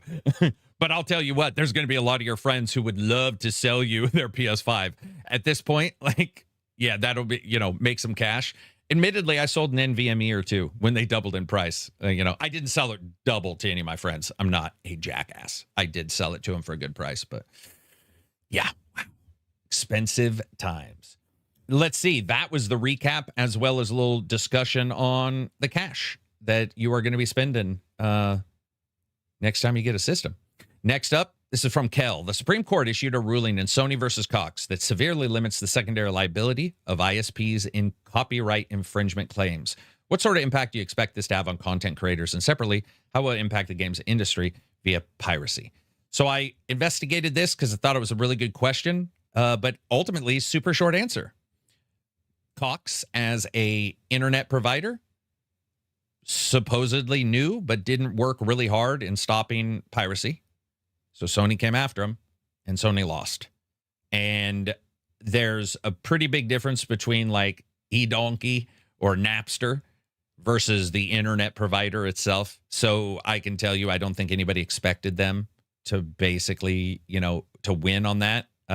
I don't root for either one of them. Don't give a shit about either one of those companies. But ultimately, I don't think it changes much, at least right now. Piracy is still, people, the companies will still do the emails and all that kind of stuff, which is your basic lowest of the low. They'll be like, you downloaded what, like a copy of Avengers Lego or something like that. How dare you? Like I've seen Comcast send people emails and stuff. That's about the highest you're going to get right now when it comes to piracy. There's going to be, they'll keep building it into the systems versus like worrying too much, I think. But appreciate Sony giving it a go. Yeah. It's always fun to watch Sony try to do something. So Sony and Nintendo are the Yakuzas of video games. So whenever they lose, I do sort of laugh a little bit. The Bug Guy says, me and the fiance decided to go back to Resident Evil 6 co-op after we finished 9. Honestly, if you take it at face value, 6 is an incredibly fun game. Are there any sequels that made you jump back to a few titles to what is considered a bad game? And have you looked fondly upon any of those games after a replay? There's not a lot of games have that many titles in them, but I would say Gears of War. I think it was Gears. The last Gears of War got me to play 4 again, and for some reason I wasn't a huge fan of 4. And there's not a lot of games with that many. Have there been any that, like Final Fantasy? Maybe a Final Fantasy could cause that, where like maybe you played 9, 10, 11, or 12. There's always seems to be contentiousness around anything after 7 and anything before 14, maybe. Not necessarily, because I wouldn't consider those like bad games that I would return to. So I'm trying to think if there is something like that. It's pretty hard because there are a series with a lot of games for sure. But like returning to it and finding I like it more, Gears is pretty much the only one that I distinctly remember playing the last Gears and then going back and playing and going, you know what? This is not so bad. Okay, I got another one. I'm one of the very few people in the world you're going to hear, I didn't like ODST at all. Halo ODST, most likely because Halo Master Chief had skills and abilities, and when you play as a normal person, it just felt too weird to me. It just was odd, but I did return to it after Infinite, and I like it more. That's the best I'm giving it. I like it more. Not saying I love it, but I like it more. Max says, with reviews for Crimson Desert improving day by day, should I wait for more patches before buying on the base PS5, or should I jump in now? What do you think? I think it's a good question. I would say, well, I play on PC, so I can't really speak for the PS5 version, but I would say the game on PC at least is in a pretty good state. I haven't had like too many problems. There are some lots of quirks you have to get used to, and like some glitches at times with quests and stuff, but I would say it's definitely playable, and yeah, it's worth the price for me. You get a really fun sandbox game, just as long as you understand like the story is not the most amazing. It's not like a Witcher game where you would kind of be like super immersed in the story per se. In my opinion, I think it's more so about your own like exploration of that world and like stories that come up as you go through, and like little cool fun things that are always coming up. That type of vibe. Yeah. Most everybody I know has a lot of bugs or doesn't like the controls, but still plays it regardless of that because they were forewarned. Which is sort of the way this, like talking to your friends or reading, the internet, or, just watching people talk about something. It's sort of the way it's supposed to go. No car is perfect. Every car's got a small problem with it. Every motorbike, every whatever. So games are the same. I would say that the patches have been good up until the major neutering of the difficulty. I enjoy the game a great deal less. Just being brutally honest. They made it so easy now that killing bosses is legitimately nothing. Watching Kig destroy a boss the first time, it's ridiculous. The difference. Watching, I was sending Void my footage when of a certain boss. 16 hits. for me to destroy one part of something, one hit for him. And I was higher level with a better weapon. What the hell? Ridiculous change. Yeah. And he heals twice as much because the healing does twice as much. Well, the healing might even do more than twice as much. I could be wrong on that. But some of the healing, they've really amped up. Like, it was ridiculous. And they said they touched up some bosses, but at least what I'm seeing with the players that we're watching in stream every day, I mean, like Drill Boss, I haven't seen a single person not get through him in the first fight yet. Like, yet. Just zeroed him out every time. Kig zeroed him out. First time he saw him, it was just like, boom. And I think Kig would admit to you he's not the greatest at those kind of... I mean, he's good. He plays them a lot. But I think in particular, Crimson Desert, he hadn't really come to grips with everything yet. And he still zeroed him. I'm not going to say the special, but there's a guy in a place that's made of gas. I'll say zeroed those guys out. I don't want to say much more, even though, you know, that's not like a ton of boss data, but yeah, its easiness is stunning now. And then there's a teleporter every 3 seconds. So, I mean, there's one place, I call them spite teleporters. So they were giving us sort of a bit of grief when we were asking for new teleporters in the game. We were like, this is pretty ridiculous that the teleporters are so spread out. I swear to God, it's spite teleporter dropping. You want some fucking teleporters, dude? I'll show you some teleporters. There's a spot that Abzy and another guy were telling me about, and I went to it, and there's like a teleporter, and then not more than like 150 Sprinkled. fucking yards away, there's another teleporter. I'm like, wow, that seems like somebody just got Unreal Engine, or not that for this game, and just was like, there's teleporters everywhere. It completely changes the way the game feels. It's odd. But it also means you don't have to worry about, if you were worried about the difficulty, it's not there now. So you can jump in and you can play. I mean, crashes are less. So some of that frustration you talked about when, like, you just get smoked by a boss and then, like, you got to eat the cutscene again to get in. At least that won't be as bad. I saw no one repeat a cutscene in the last 3 days in our chat. No one died to the boss. I saw people defeating the gorilla. I put the gorilla in my video, so I feel fair that I can talk about the gorilla. I saw people beating the gorilla in one swoop, no healing. Just annihilated the gorilla after like 6 hours of playing. And I'm going to tell you straight up, that wasn't my story. That was not... I had to do that gorilla Didn't play a out lot of like, times. No. And I was hitting, and I think it was Jet Black Ninja was saying like, whoa, some shit's changed. Because Jet Black, I watched him fighting a guy, and he was hitting the dude when the game first came out, and you could barely tell the color changed on the bar. Barely. Like this. Tickle. We saw one of the guys go in and hit him with the most basic bitch sword, and it was like boom. And I remember going, maybe that's just a trick to make you think that there's not other health bars. You know, because it's been 3 weeks since I played that boss, so I was like, okay, maybe it's, and he's a first boss, so I was like, oh, it can't be. And then just bang, bang, dead. I was like, damn. But that's what's cool, is you can explore the world without those worries now. I think those patches are great. Other than that, other than the teleporter, you know, I think that changes some stuff. But like, it's a great game to just. It feels different now, but I still think it's a great game to just run around and look at stuff. Like, puzzles are still. They didn't fix the puzzles because that would be impossible, I think. But then that just leaves you with just worrying about the puzzles, which makes it easier. You know, if that's all you have to worry about, or less worry elsewhere, and it's most of what you have to worry about, I think that works out pretty well.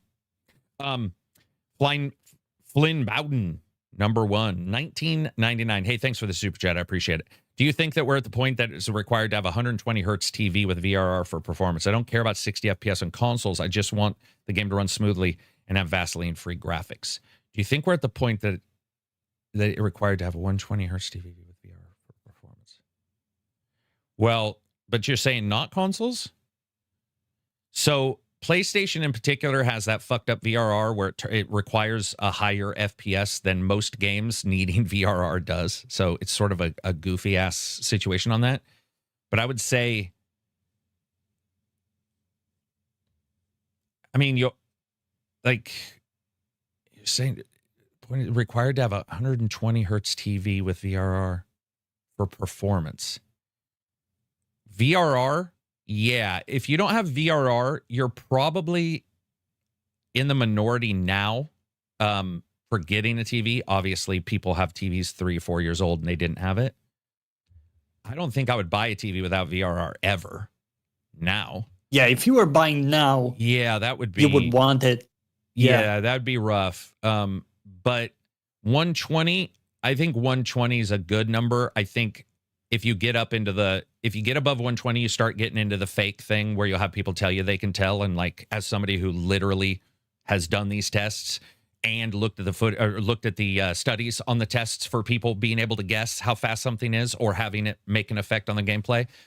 Once you get above 120, you're getting into astronaut like reaction times. You're getting into stuff that the minute of the minute can actually see or experience. But I would say 144 would be good. There's some 240s, but a lot of them are fake. But VRR is your most important thing. Yeah. If I understand your question, because I think I do, but if I miss that question, you can ask again. What were we gonna say? If it is like playing on consoles, you could still have a great time in like locked 30 for a lot of games because they have those modes where it's pretty locked and like pretty stable and stuff. Oh, he says he has an old TV. Yeah. Okay, that makes thank you, because I didn't really understand the connotation there. Yeah, get VRR 120 is a good spot, and make sure you're watching for latency input. But that kind of stuff is so boiled down now that even the basic devices, many of them come from the same goddamned display line. They're literally cut from the same wafers and shit. So Storm says, question for Johnny. I missed how many hours you played now in Crimson Desert, but have you found yourself exploring, fishing, hunting, losing yourself in the game, or is that overhyped for you? No, it's not overhyped at all, right? Yeah, no, it's definitely working. I got about 10 hours and I've been pretty much just like organically fluctuating between some main story, side stuff, and suddenly I want to do some bounties, or like I learned how to fish and now I'm on a mission to like, find cool fish and sell it. And it's all this type of emergent stuff that I was talking about. That's the juice for me. The story is there, and like, you have characters, like different playable characters. That's cool. But to me, it's not really what's driving me. It is that exploration, looking at places, going there, creating these little narratives of like, I'm going back to camp now. You almost have like your mini routines you create and stuff like that. That's the sort of stuff I think, really lends itself really well. Yep. I mean, most open worlds can't have a ton of characterization unless they're set up like a Red Dead where you're forced to go back. And this game really doesn't force you. Yep.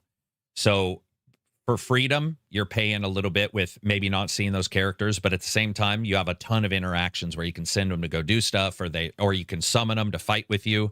Many games, like even a Red Dead, didn't have that. So it's nice to be able to say, hey, I just want this guy with me. I want to put an armor helmet on my fucking dog and run around with Fido. Dude, my dog's got a bow and arrow on him. I'm not saying it makes any sense, but it's hilarious to see that dude trooping around in like human armor and stuff. I don't even know why they added it. I don't care. It's hilarious. That's like, amazing. Yeah.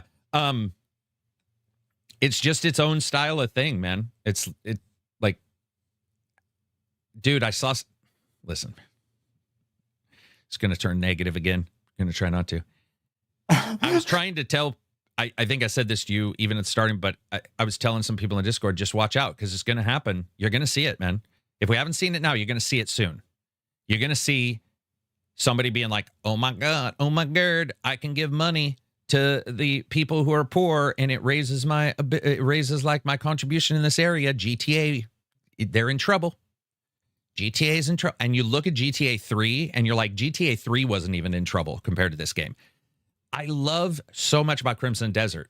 It doesn't hold, when it comes to like that kind of idiosyncrasies that exist in a GTA, there's a reason why they're masterclass, even if you don't like their games. You're like, holy shit, there's all these different things and this and that and all that stuff. Can we just get off the hyperbole, man? I swear to God, people, Dude, it's going to happen. You're going to be seeing people be like, dude, I put a helmet on my dog, GTA 6, might as well not release. And you're just like, what the fuck, man? Why can't you guys just like look at the game and say, great game, but it's never going to, it's never, ever in a million years going to achieve what Rockstar does, because Rockstar also does amazing stories, which this game, that's not it. This is not the game that you say has an amazing story. I think the game's got amazing characters, though. Dude, I love the guy who's like randomly yelling at people and calling them names that I don't like those names, by the way. But I love him.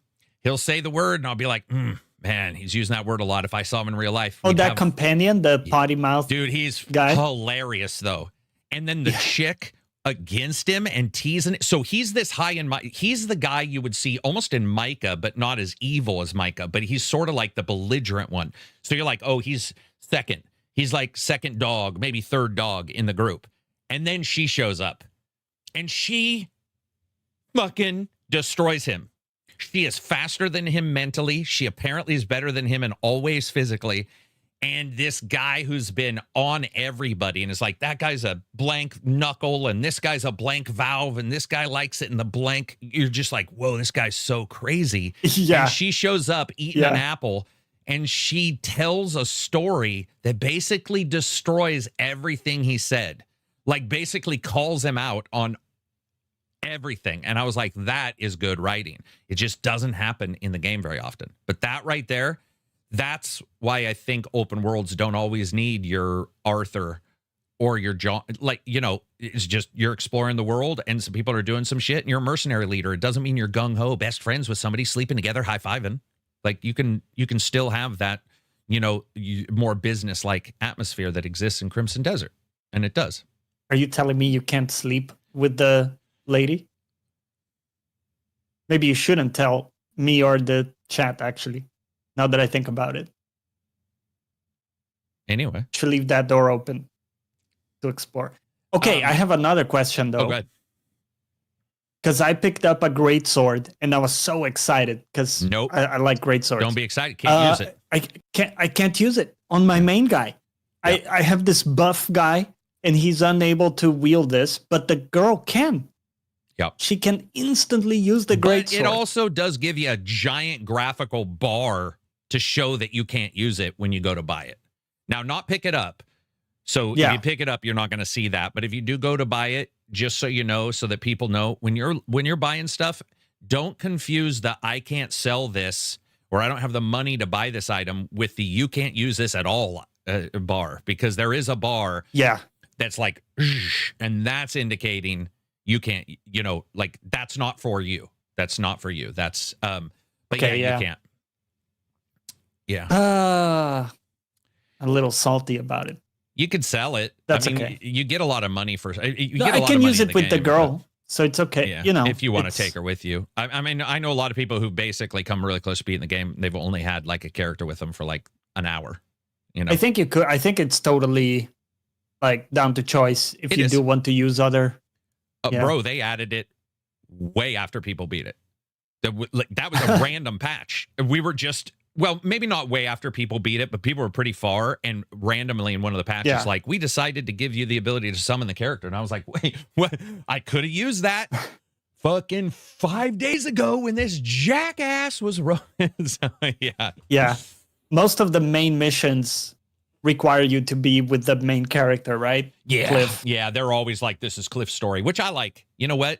It's not always about... Makes sense. Yeah, you know, he's the guy putting it together, and for other reasons, you know, that they try to wrap up in the story, it makes sense that it's him generally, you know. So they're just, yeah. But I mean, you can get a bunch of dogs, get a bunch of cats.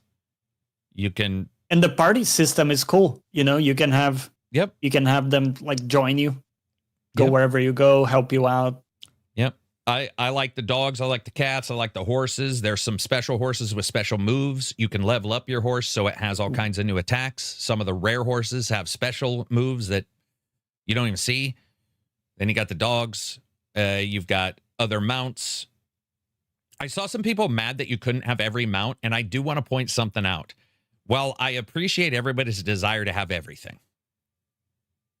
Full stop. Everybody wants everything. Like, you're never happy if it doesn't have everything, right? We can all agree that we would want everything. Let me just point out that you literally couldn't play in some places if you had some mounts. I'll just say it that much. It would literally destroy your camp. So until they patch it or figure out a way to like do some stuff, I sort of side with them for the way some of these are. Because if you guys notice, you can destroy shit in your camp on accident too if some stuff goes wrong. You know, almost everything in the game is physics based. So, yeah, I'll just say that. I would like to be able to respec specific abilities instead of an entire tree.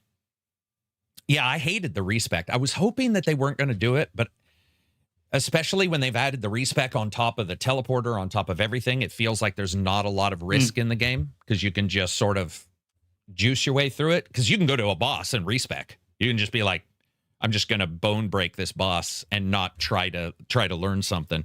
And we were doing that in the review, but you had to think a little bit more than you do now. Because like food heals, Johnny. Food.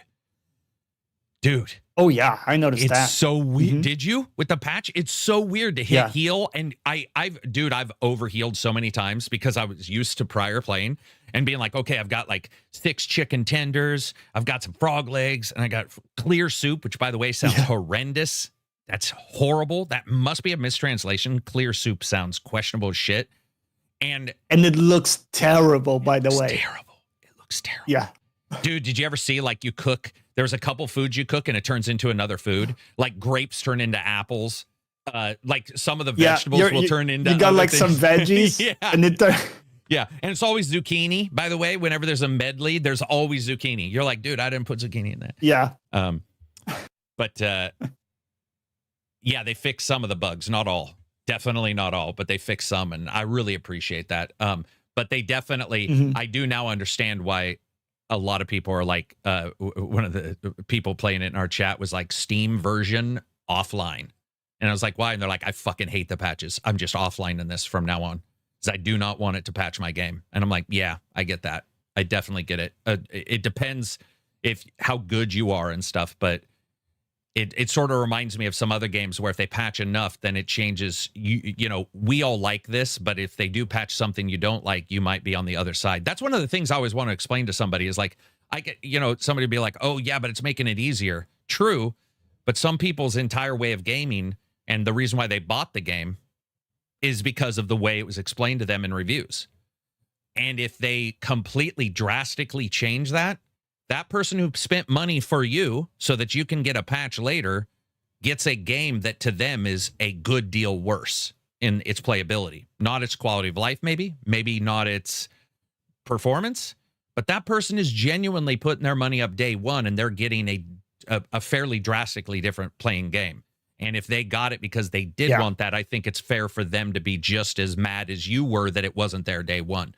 And it's easy to ignore everybody. And it's easy to be like, me. But ultimately, a lot of these people put up money, 3.5 million copies or whatever. And, maybe a little less hard is what they wanted. Maybe they didn't want it, to where it felt a little too easy for them. But that's I think in general, these like overcorrections are not a good idea. Agreed. Yeah. It feels like this a little bit, and you're like, oh shit, are we gonna have to patch it? So because some people will be happy, like the people who watched your review, and maybe their biggest concern, like you said, was difficulty. And oh sheesh, am I gonna be able to get through these combats? And now they're chilling. Maybe they're happy. So can I ask you it's a gonna question, please some people, but can I ask you a question? They are dead set against difficulties, and I'm telling you why.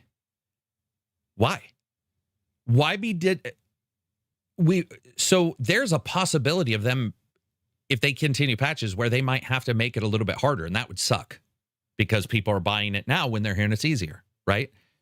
What is this shit with like, if you're gonna make that many changes, do you know what I'd love to see them do? I'd love to see them do a percent. I normally don't like these, Johnny. I hate this kind of patch. But I think we're at the point in this game, it would be great to say hard mode is 25% of the current healing on all your stuff, which is probably pretty close to what it was in the day. And maybe just that, right? Maybe just that would be enough because that would eat up some of your supplies. It would require more time. and there would be a little bit more of an investment. And then medium, maybe 75% of where we are now, and have this be the easy mode. I feel like it's that easy. I feel like it would be fair to call this the easy mode. There's certain bosses that'll stymie you, but it would be nice, man. It would be nice, because even I, as somebody who like has played it, the idea of playing it now, it doesn't have much of a, there's not much of a challenge other than the puzzles, which, dude, I did a puzzle. I feel like it was a month ago, and now we were in there, and I was like, okay, because there's 8,000 puzzles that they're like the same goddamn thing. So you're not the same, but you get my drift. You're like, okay, there's an animal, there's sunny, my elbow itches, I need to touch my elbow to the shield while it's noon, and fucking, you know, I'm underwater. But the moon is there. Yeah, the moon is there. Then I got to whistle into my mic. That's why more settings, including difficulty. Yeah, it would have been better on this one. I hated when they patched the ice axe in Elden Ring. This is for smoking.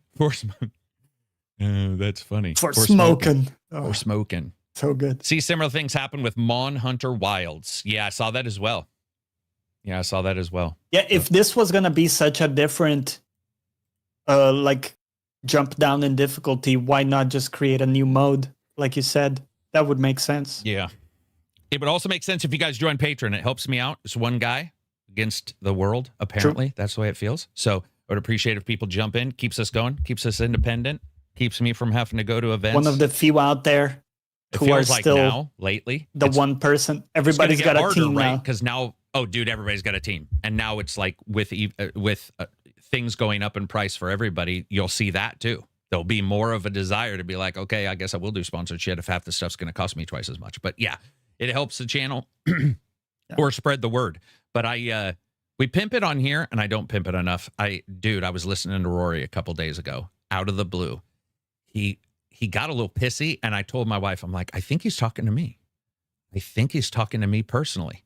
Now, it was a 10-year-old video, so there's a high chance he wasn't. But maybe he went back in time. It spoke to you. Yeah. He's like, how dare you not, like, if you like something that you're doing and you need help with stuff, how dare you not ask? Like, when everybody else is, and maybe they don't offer stuff. And I was like, okay. And he wasn't dissing on other people. He's saying, you know, they don't, like, it only makes sense if you're offering something to ask. Kel says, seriously, Carrick, just make an OnlyBeards account. Dude, so I made I think it was Buy Me a Coffee. No, there was a name in front of it. I don't even remember the link. But about 6 months ago, a new one of those websites came up, and I made an account and called it Carrick Beards. And somebody gave me $50. They were like, you've saved me. Yeah. He said something like, you saved me a bunch, and you told me about this game on a service, and I played it. So here's $50. And I was like, dude, I appreciate that. That was awesome. But I'm also into beards. So there's he didn't say that. Overlap. He didn't say that. Or if he did, I blocked it out. Like maybe I have that thing where I can block out what I'm reading, and I'm parsing it. And then if I get too far and something weird happens, my brain just goes boop up. Almost like when you watch an AI write an answer and then correct itself. You're like, wait a minute. Did it just say I'm going to kill this person? Next up, we got more questions from Max. Recently completed my first marathon of the year. Surprisingly, I listened to Herald of the Darkness from Alan Wake 2, which was 15 minutes long. I looped it 8 times, and 2 hours passed by so quick. Any fantastic movie from video games, any fantastic music from video games that is fantastic for you guys. Claire Obscura is also dope. Yeah. Advent Rising, one of my favorite soundtracks of all time. Crimson Desert. I think Crimson Desert is just insanely really good. What else do we got? Persona 5. Persona 5 is one I listen to a lot. Yeah. Alan Wake 1. Nier Automata. Nier Automata. Yeah. Nier. Alan Wake. Good. Yeah, Alan Wake 1 I really enjoyed. Yeah, that rock show in Alan Wake 1. That shit. Great. Dude, that's one of those times when you're like, listen, not for everybody, but for me, it was one of the few times where I was like, this is just something I never expected to be in a game. Like a rock and roll concert while shadow demons are attacking me. And it all sort of makes sense in the weird world of Alan Wake. You're just like, dude, this sort of fits. Yeah. And it was one, man, there's few games I wish I could go back to. I would say Life is Strange 1 is probably some of the best music ever.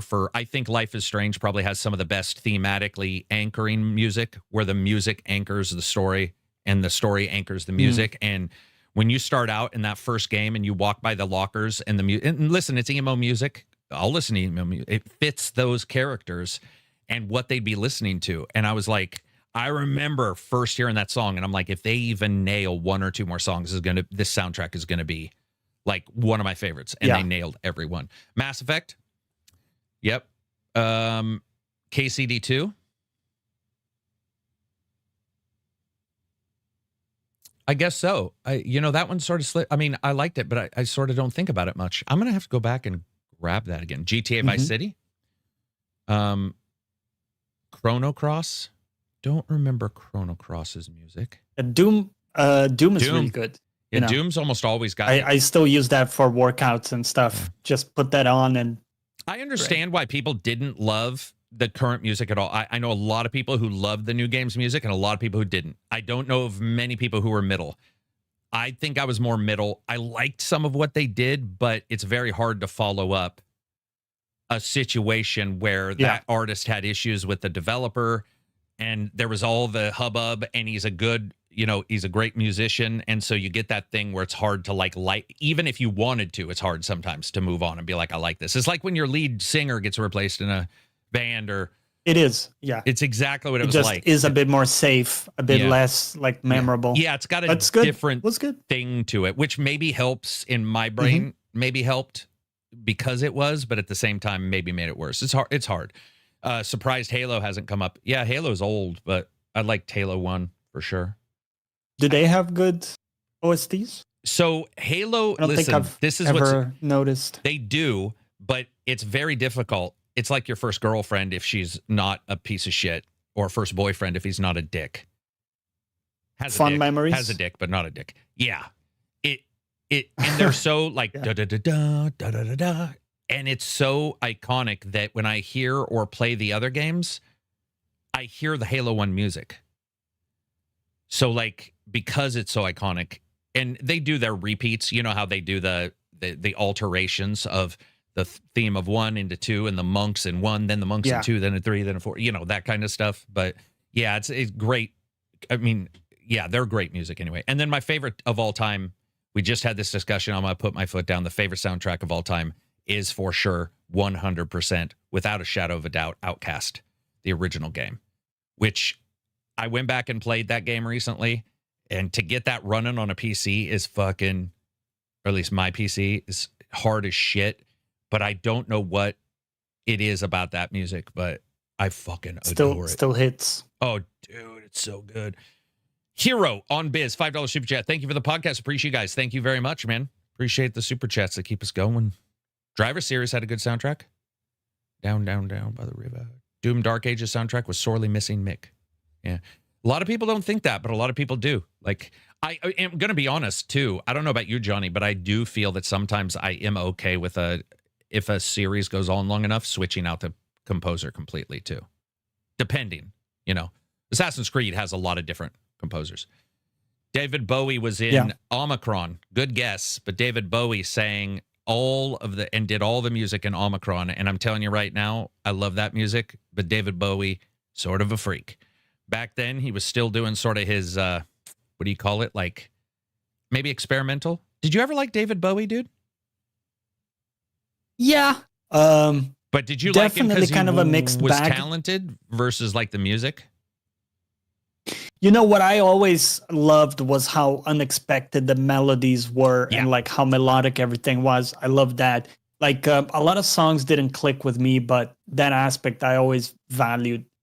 He was such an innovative guy with how he did things, Even if I didn't like whatever, because his genre sometimes was not mine. Like even the entire genre, like I was like, that's not actually for me. I would still go, but if I was going to listen to that genre, I would listen to that. Like he nailed it.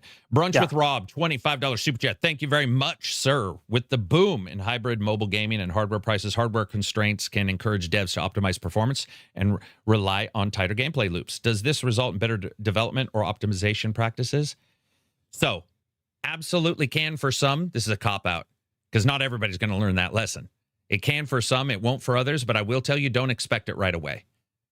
I think gamers see something and they're like, tomorrow, everything will run better. If game development's 5 years and we start to see stoving up of purchases now, let's say 6 months ago,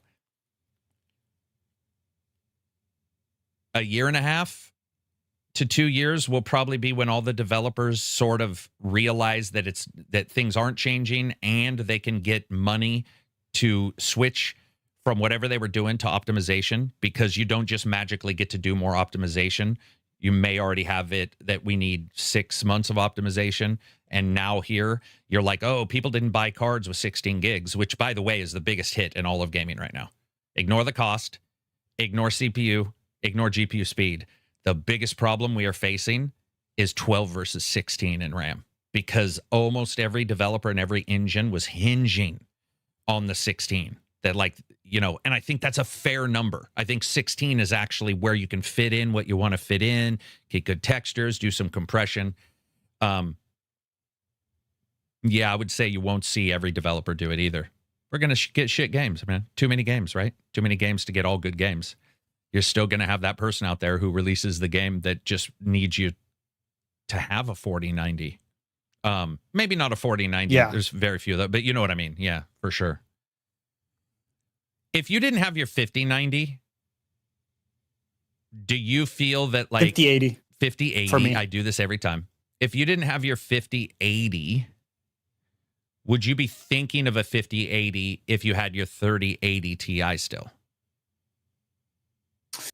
So I think I had a 3090 before. I would say yes, because things like frame generation and stuff, yeah, some are of the really DLSS nice for some games. Right. Obviously not every game. It's not great every game, but like for some specific games, like where you need that extra crank, that's fair. It's really nice. And I would say, yeah, in general, there were like a bunch of combining reasons why I took the jump. Like, for example, my old card had like a coil whine to it. Ooh, did it? That was very loud. That sucks. Yeah. Yeah. So whenever it got going, I would hear it, you know, through my headphones. It got pretty annoying. So that's called that one factor. And then you have these other amounting factors. That all and then sort when of you find up. like a decent deal on it, it starts to look pretty good. Yeah. That's fair. I get that. Especially the coil.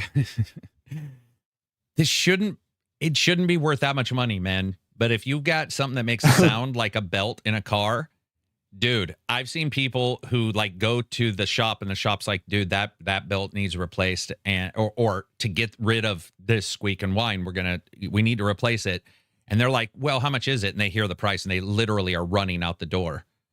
And then they come back in and are like, well, you know, $2,200, I guess it's worth it. You know, maybe not 2,200, but you get my drift. If you have coil whine, I have the ProSonus monitors, and I've talked about this before. They're not necessarily proper field for as close as they are to my monitor, my PC monitor. So they'll pick up interference sometimes.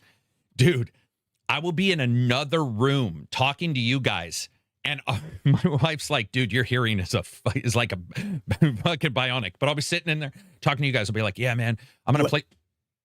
What is that? And I'll be like, yeah. And it's so far away, but I'll be like, what the fuck? And I'm wrapping cables and putting cables on like little clips on the walls to get them away from everything. And I'll spend hours, and then it'll go away if I touch it. So I've got one that only produces EMI if I don't touch it. So if I grab it, it goes away. Oh my God, dude. So here's the problem. I thought it was going away because I was moving it. So I moved it for 2 hours going, why? What am I not doing? I move it, it go away. I'm like, what the fuck? It went away, but now it's back. Yeah. And I didn't realize, of course I should have, because I'm not a fucking idiot. It was me touching it. I was just completing the interference. You were conducting. I was literally removing the sound when I would touch it, but because my brain thought I was moving it from something else, it would come right back. So I'd flick the wire and it'd be gone for a second. I'd be like, okay, I'd be like, what the fuck is going on? Oh, so you were grounding it. Yeah. Yeah. And it took me hours. And this is how stupid a human can be. That was my job. That was my job before working on YouTube. And I was sitting there going, what the fuck is happening? I felt like I was a crazy man. And then all of a sudden was like, oh. Did you get rid of it? Did you fix the interference? Yeah, for the most part, I used the carbon physical filters, which it's about 3 decibels of sound. So more than my systems are amped. So it's more than enough. But when my Amazon blank device sends a code back, I think it's about once every 15 minutes, you can hear it send the code. You can hear it call in. Oh. It'll go like almost like when a cell phone used to ring in the old days, and if you had it near a monitor, you might hear the speaker go bup, bup, bup, bup, and then you'd hear the ring. So occasionally I'll hear this go bup, bup, bup, and then it'll go away. But yeah, I did as much as I could. Yeah, I have that with my speakers as well. Dude, and what's funny is, sorry, because now after this podcast, we're probably both going to be like, I can hear that now. And then when you're playing guitar, when you're piping something into a fucking... Dude, I have that. Yeah. And all you want, because you're an artist, you're like, I just want this to go in clean. I'm playing over here. My PC is right here. Yeah. So guess what? There's a direct line where like the EMI, the interference is going into the pickups. Yep. And I've tried for years to problem solve this. And the best solution is the low-tech one, which is like move away from the PC. And then it's okay. But don't you do the thing I do where anything in life, whether it be games, cars, people, you're like, we are in the 2020s. I should not have to deal with a cable still. Can we get someone on that? Like, could somebody? We get our people. You guys, you guys are releasing like brand new triangular speakers and shit. Great, but why haven't you fixed the cable? That kind of stuff happens all the time. It's fun. Let's see. I mean, most people are still running at 1080p. What? Most people are still running at 1080p. Oh, he must be using. Is that real? It used to be until Steam admitted or is their that numbers like some were completely Steam off. Stats? Yeah, but Steam Stats, one of the things they had admitted was that their numbers were completely off, because most people have 4K monitor, and then you might go to like 1080p to run it, but you still have the output of the monitor at your higher resolution. So like there's a huge difference between you have a 1080, because I thought he was saying everybody's got 1080p monitors, and I'm like, not saying some don't, but the number of people who are running 1080, I mean, like many stores here won't even carry a 1080p maxed monitor. Like they won't even carry the monitor at all. You can buy it at like 27 inches, but it goes to 4K because you would have... The price is oddly higher for those as well. It is. Comparatively. That's what I was just going to get to, because you have to actually specially get those now, because everybody has moved for after years to actually high pixel density. And so to get a shit monitor costs more than, well, you don't have to call it shit, but you know what I mean? To get it is a shit monitor. To get a shit monitor, it has to be, it technically can cost you more. Yeah. 1440 was I had 3 monitors that were 1440. I had to fiddle with them a lot, but I think for most gamers, for what they can output, 1440, if it's in your game engine going to a 4K up, or if it's a 1440 monitor, I think 1440 still has a good, sharper look than 1080p, but doesn't require the massive pixel through rate of 4K. Good sweet spot, right? I think so. Yeah, I liked. Generally, I liked it, but a lot of games, I don't know if you remember, but PlayStation didn't even like the other ones, the other resolutions. So you'd plug your PlayStation in and it'd be like, can't see this monitor. And you're like, bitch, it was just 4K or 1080p. I believe that one was 1080p and 4K. Yeah. And then it took them a while. Their consoles in particular have had shit support for HDR. They had the shit support for their VRR is weird. Yeah. It took them a while. Yeah. Sully's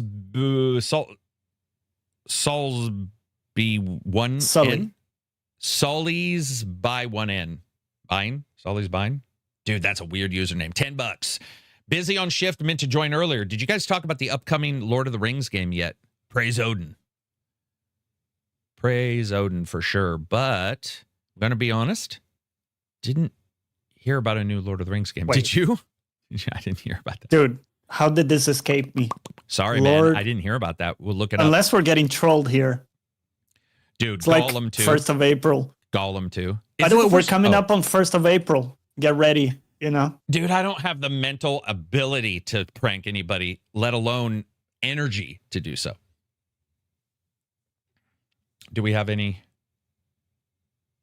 I didn't see anything for Lord of the Rings, so I don't know what it is. I don't know what that one is, Sully. I'm sorry. I mean, I don't have any reliable data. I'm seeing like some is it Gollum too? On Reddit, is he screwing with us? He's like, it's Gollum too. Oh God. What other ones for Lord of the Rings? We did hear a while ago there was like an RPG of some kind, but I haven't heard anything about that. And then yeah, well, this goes to show Lord of the Rings stuff really bounces off me unless, it's really bad or really good. Unless it's Gollum. He says, did you guys talk about the upcoming Oregon? So that's the opposite of old. But I wish, because I feel like I'm missing something. I'll look this up and it'll be some of the awesomest thing or something. Oh, he says, maybe I was duped by false rumors. Tales of the Shire. Yeah, I don't know which it is. I know there's a lot of Lord of the Rings fans who feel like their games haven't, since Shadow of War, right? Feel like their games haven't really paid off. So Mario Kart instead of Mario Kart. Bro, Scott, that's funny. That's awesome. Mario Kart. Fucking, that's awesome. Mario Kart. That should be a thing, man. That is a very good joke, man. I appreciate that. Firefly says it's a third-person action adventure RPG in the style of Hogwarts. Yeah. No, haven't heard about it. Lord of the Rings is tough because you and I have talked about this. You almost always get stuck in fake Legolas, every time. Dude, I've grown up on those games, and every time it's fake Aragorn, fake Legolas, and you're just like, oh man. But I mean, I did like the MMO. Could they do like the main thing? Like if they recreate the story of the movies, for example, and maybe they just have lookalikes? Bro.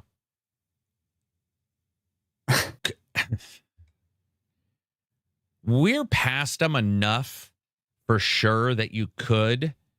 And I think many would be okay with it. And they also want a Lord of the Rings. But come on, man. How many times do you know what I mean? At some point, you got to be like, dude, let somebody else step up to the plate. I've seen those movies. Babe Ruth 10 retired times each. But like there's still baseball, but he retired. So yeah, I feel like Lord of the Rings is so tapped out as like a narrative, and whenever they do the side narrative, it just bombs, man. It's just like it just bombs. I would like it. I like the MMO. Somewhat, but I had a good time. There was a 360 game that I remember had some goofiness to it, and that was pretty fun. But then you get Shadows of War, which was microtransaction to hell. Still had good general gameplay, and then you get Gollum. Yeah, those games I think were pretty much my favorites. At least the first one. That's the one I played most. Yeah. Lord of the Rings, though, I'll tell you, man. There wasn't a bigger fan when that came out. 21 times in the theater. I definitely liked it. It was right at my birthday. So everybody was like, hey, man, you want me to take you to Lord of the Rings? And I was like, well, I could tell them I already went. And then I went, loved it. And I was every single person who asked me, everyone, I would be like, sure, we can go. And everybody at work took me at separate times, never talked to each other. It was one of the greatest. And so I'd just sit back and be like, yeah, I didn't know that was going to happen. It's awesome. I really liked the first movie and the second movie in particular. I really liked those. Yeah, agreed. Those are also my they're my so order good. of preference. And then you've got the Gennaro made by cosplayers last Hobbit movies. You're like, dude. It's like Legolas' face is kind of like, man. He held on to the bomb too long. Yeah, dude, it's so bad. Yeah. It's such a fall from grace, man. It's like, dude, those some good moments. Yeah, like like the dragon and stuff. Some the good credits. Mm-hmm. Just that's it. That's all that's good. Is you didn't like the dragon? Smaug? With the cucumber batch.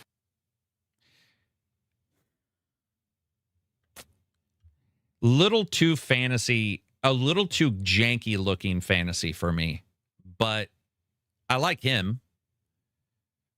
Yeah. So I guess me meandering around indicates no. I was thinking like what I would end of say, the day. Yeah, end of the day. Yeah, probably not. Well, let me tell you this.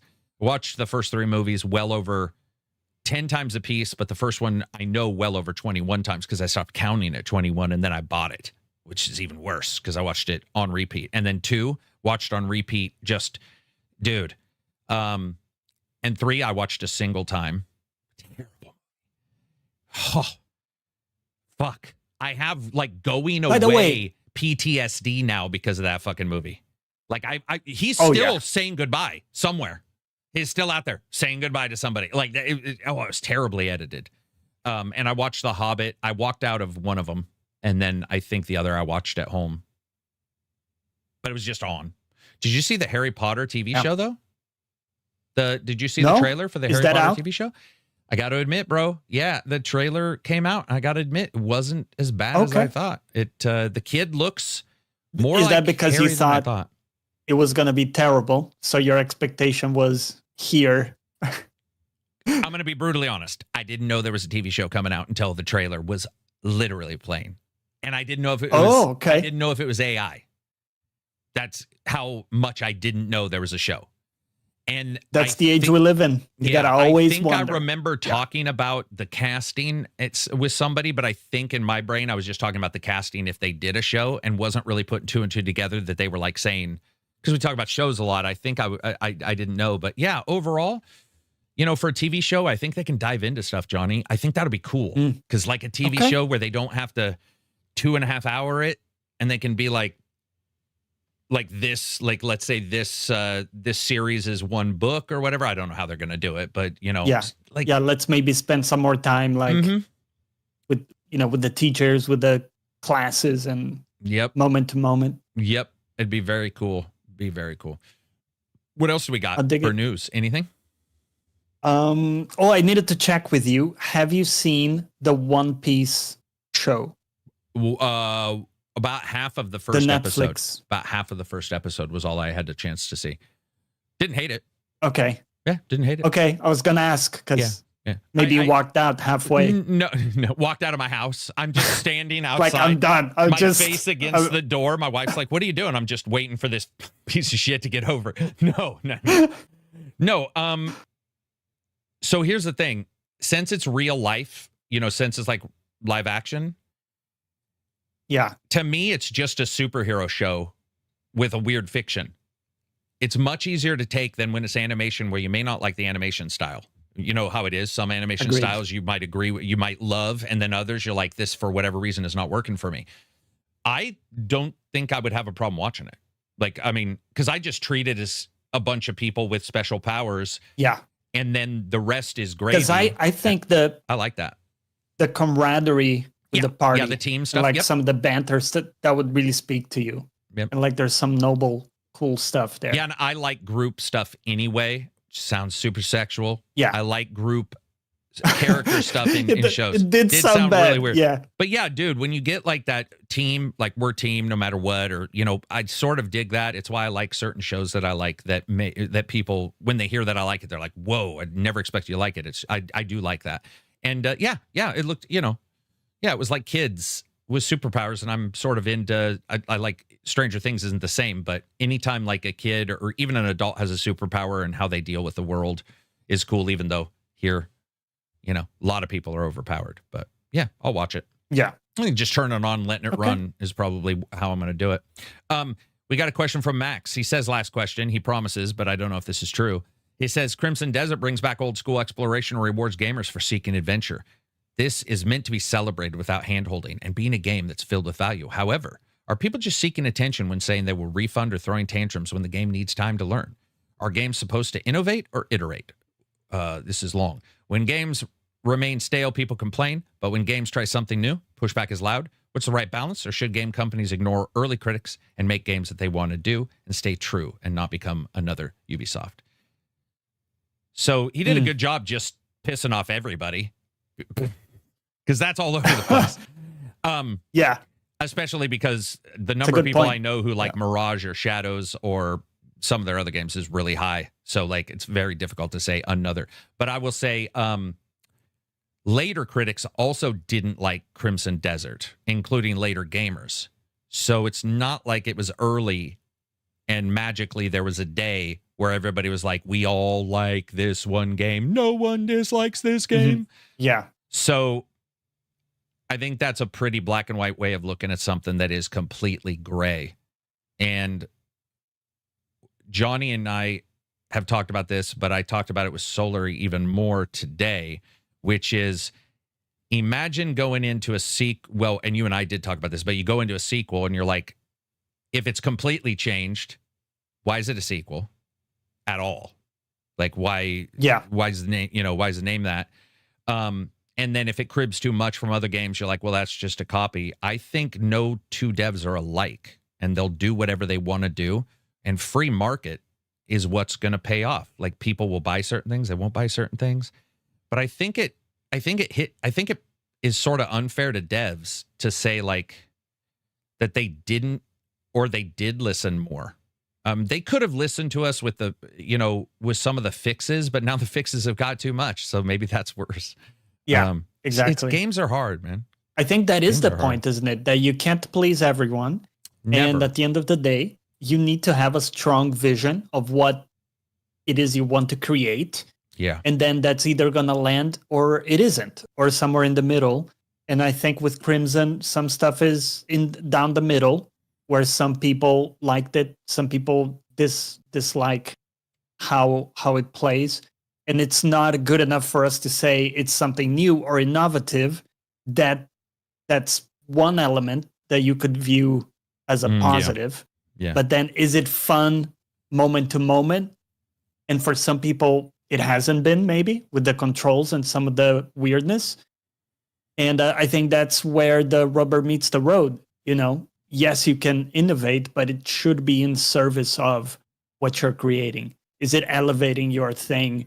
That new innovation you have in there, is it actually elevating the product, or is actually hampering or keeping people from enjoying the good stuff in your game?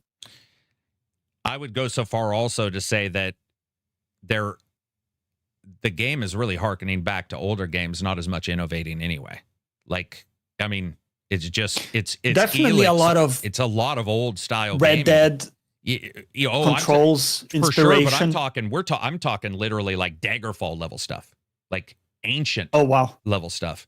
So I don't really, I also think innovate's so unfair, Johnny, because like innovation really requires a new control scheme, some new input scheme, something that, no one's done. And innovation's thrown around so often as if it's easy, but then everybody knows it's not easy, but they pretend they don't know it's not easy, which is sort of what we lie to ourselves about. And when you look at innovation, dude, I'm telling you, back of the napkin math, I can probably think of like 3 games in the time I've been reviewing that I would say innovate.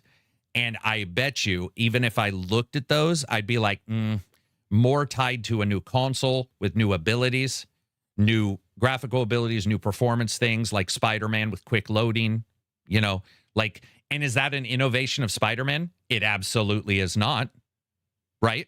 So you can't say Spider-Man innovated with instant loading on something, because it absolutely isn't an innovation on their parts, an innovation on the hardware side with NVMEs and quick loading and those kind of things taken into it. So, dude, innovation's sort of thrown around like people, like not him. I'm just saying you see it thrown around a lot, and like, classic game. Look at Claire Obscure. Shit ton of people like it. There's nothing innovative about that game. And that's not bad.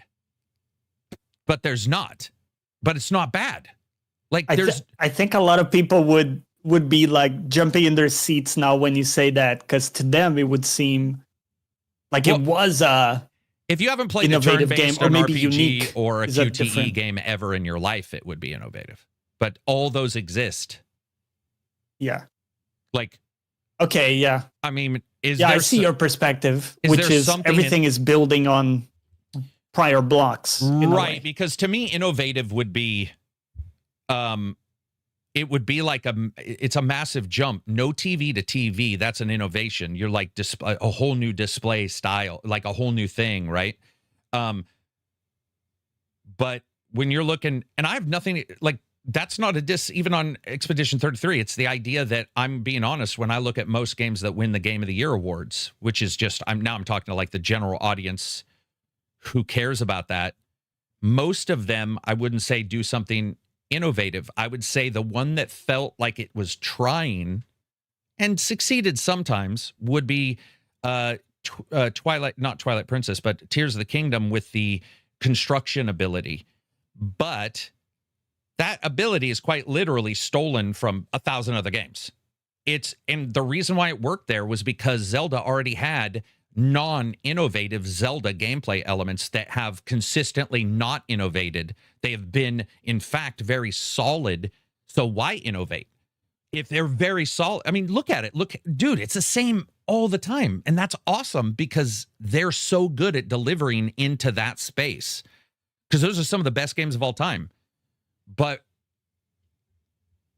they didn't, there's like innovative, it really means a lot to me. Like, I need it. I would need a lot for me to say this is an innovation that isn't tied to the hardware and is directly tied to the developer, isn't tied to Unreal doing nanite, right? Like all the stuff we hear, a lot of times it's graphics, and you're like, but that's not the developer. I mean, it is, they're implementing it, but they, if they did software ray tracing, this is pretty, if you can get a FPS that runs, but you could say, well, that little thing is innovative. But yeah, innovation is used so often, and it's like, how do you even, you would need a new control scheme, like a new, going from a gamepad to a steering wheel with full force feedback can feel like an innovation, right? It's a whole new way of controlling something, and it feeds back, which your gamepad doesn't do. So if we went from 0 to that, I'm sure I would look at a steering wheel and go, that's an innovation. But yeah, I don't know. If anybody in chat, if you have a game that's like, I guess, innovate, like truly innovative, something. The Nemesis system is close. Yeah. Like, I'm right there. You got to give it to that one. Well, at least I think I do accept that Assassin's Creed had already started messing with it. Yeah, I mean, that one does so. That's the cool thing, Johnny, is regardless of my dislike for the later game, when you played that game, it wasn't just orcs and it wasn't just guys who die. It was that it tracked and that they fought each other. So that was the thing, right? It wasn't just like a slap. It wasn't just like here. It was, and they patented it, so fuck them. But, we don't need to even talk about that. But you have this like multi-depth thing and simulations that were occurring outside of you, and then they were coming back at you, and they were hunting you, and then you could hunt them and get a different result if you killed them early. It was pretty close. It was pretty close. Pretty close. The devs admitted they got the idea of those QTE mechanics with the turn-based combat from Legend of Dragoon. Yeah. Nothing against them, but Pictos is basically Espers in Final Fantasy VI, iterated quite well. Dying Light parkour. Red Faction Guerrilla and Death Stranding got pretty close to being innovative. Why? I'm not saying they don't. I'm saying we need to know why. Like the destruction we'd seen before, but I think they did a great job in it. So you could say destruction in Red Faction, but what in Death Stranding is innovative? What in Death Stranding is innovative? I think it's what is innovative in Death Stranding? I'm trying to think is there a system in Death Stranding I'm not aware of? Because there might be. I played 2, but 1 I couldn't like suffer through. What's innovative in 1? Maybe, see, that's iterative of storytelling if they mean slow. The more the slower protagonist who just sort of experiences the world. That's more like iterative than anything.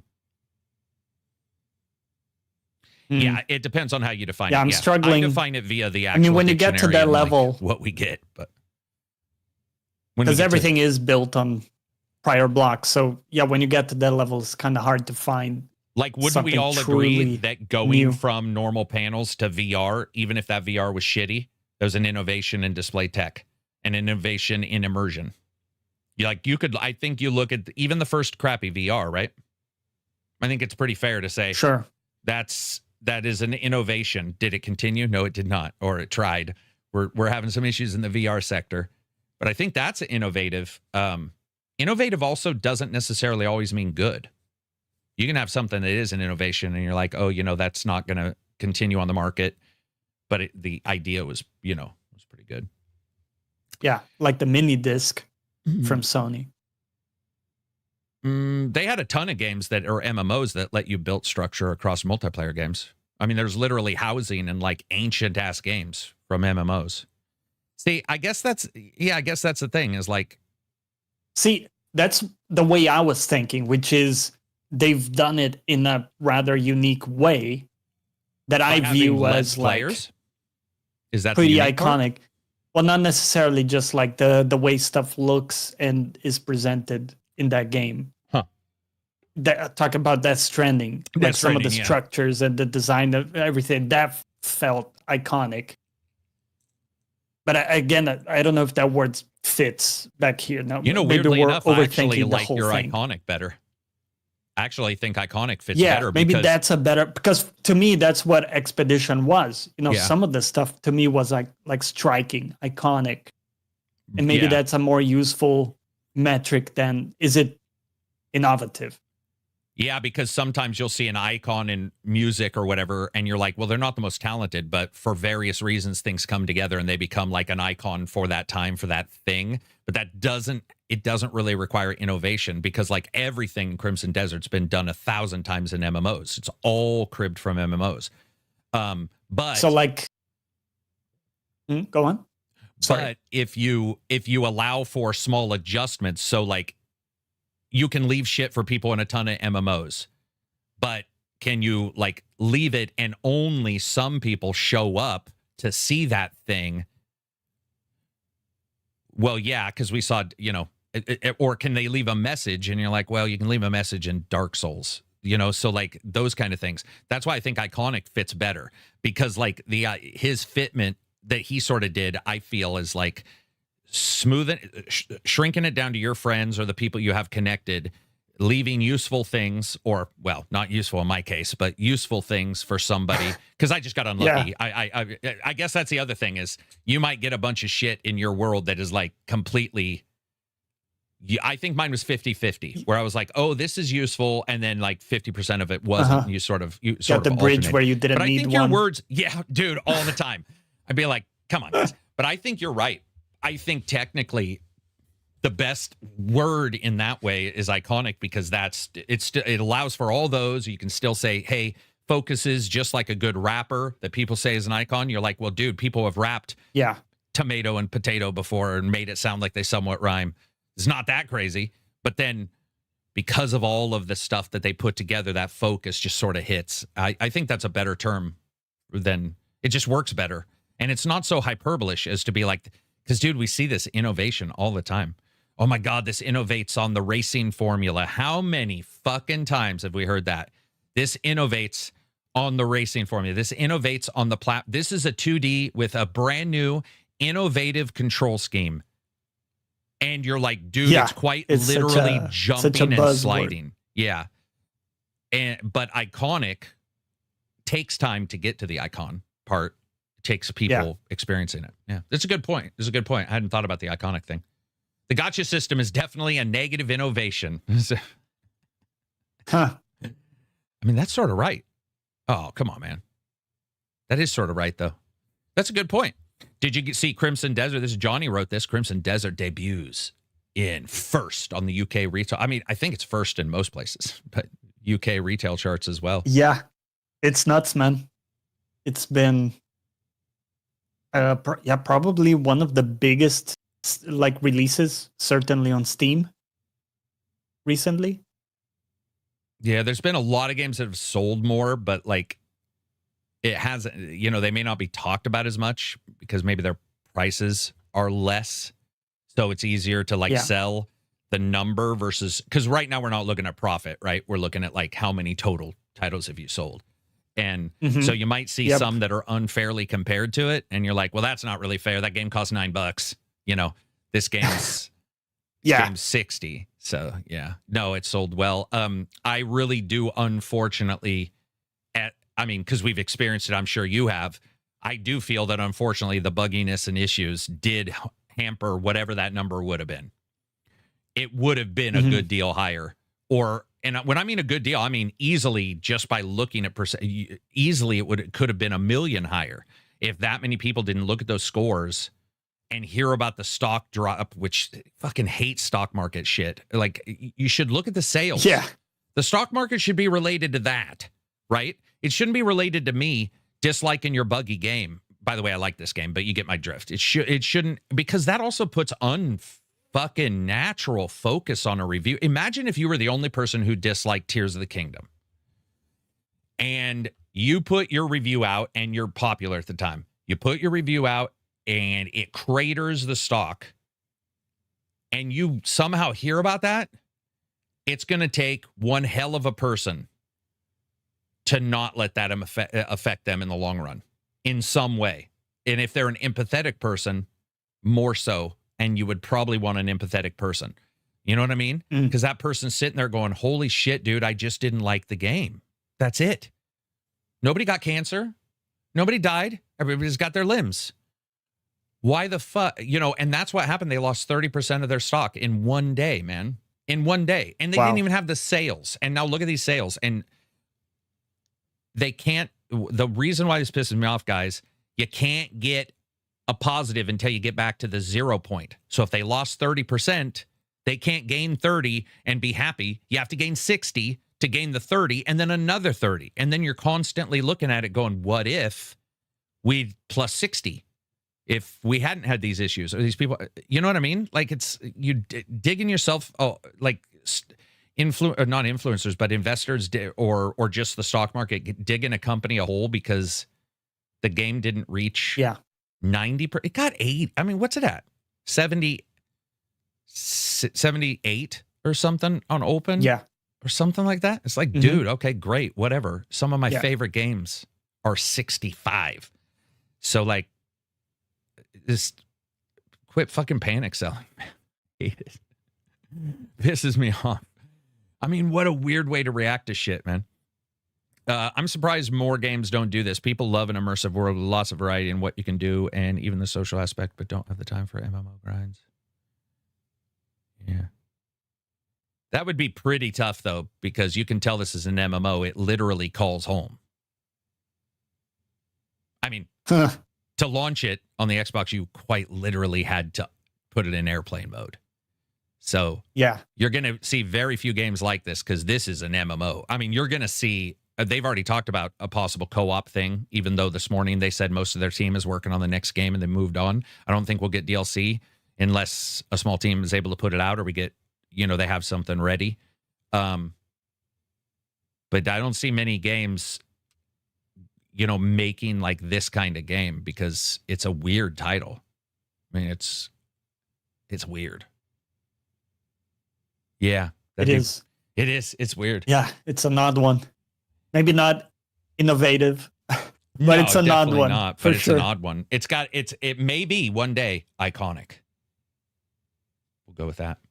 I think it probably will be. I hope people don't forget it like they do a lot of titles. And I'm not going to believe myself or you or anybody in chat or any of my friends who tell me they won't forget it. Because I've seen some of you jackasses, you know who I'm talking to, who are like, this is my favorite game of all time. And a week later, I'll be like, what are you playing? They're playing something else, and they can't even remember what they were playing. So like at the end of this year, Game Awards, right? Be very interesting to see what genre is this going in, Johnny? Like action, RPG. If it's RPG, Adventure. It's losing because it doesn't have a story in the way. Not a very good RPG. Not a very good RPG. Yeah. So like what? Where do you put that? Like that's crazy. Speaking of Dragon's Dogma, man, it looks like there is DLC. Did you see the developers were hinting around that there was like a picture that was weird and there was like a character that showed up in a picture. So I replayed Dragon's Dogma right before this came out. Goddamn, I love that game. I wish it had better Great performance at times. You go into those cities and it's still like, dang, this city is that terrible. single damn city. Yes. By the way, you did pick up on that because there's a city later that doesn't have that issue. So whatever's Completely going fine. on in that first, whatever magic spell that sucks balls as a spell, it should just be called terrible spell, slows it down. Yeah. What else do we got for news? Let's see.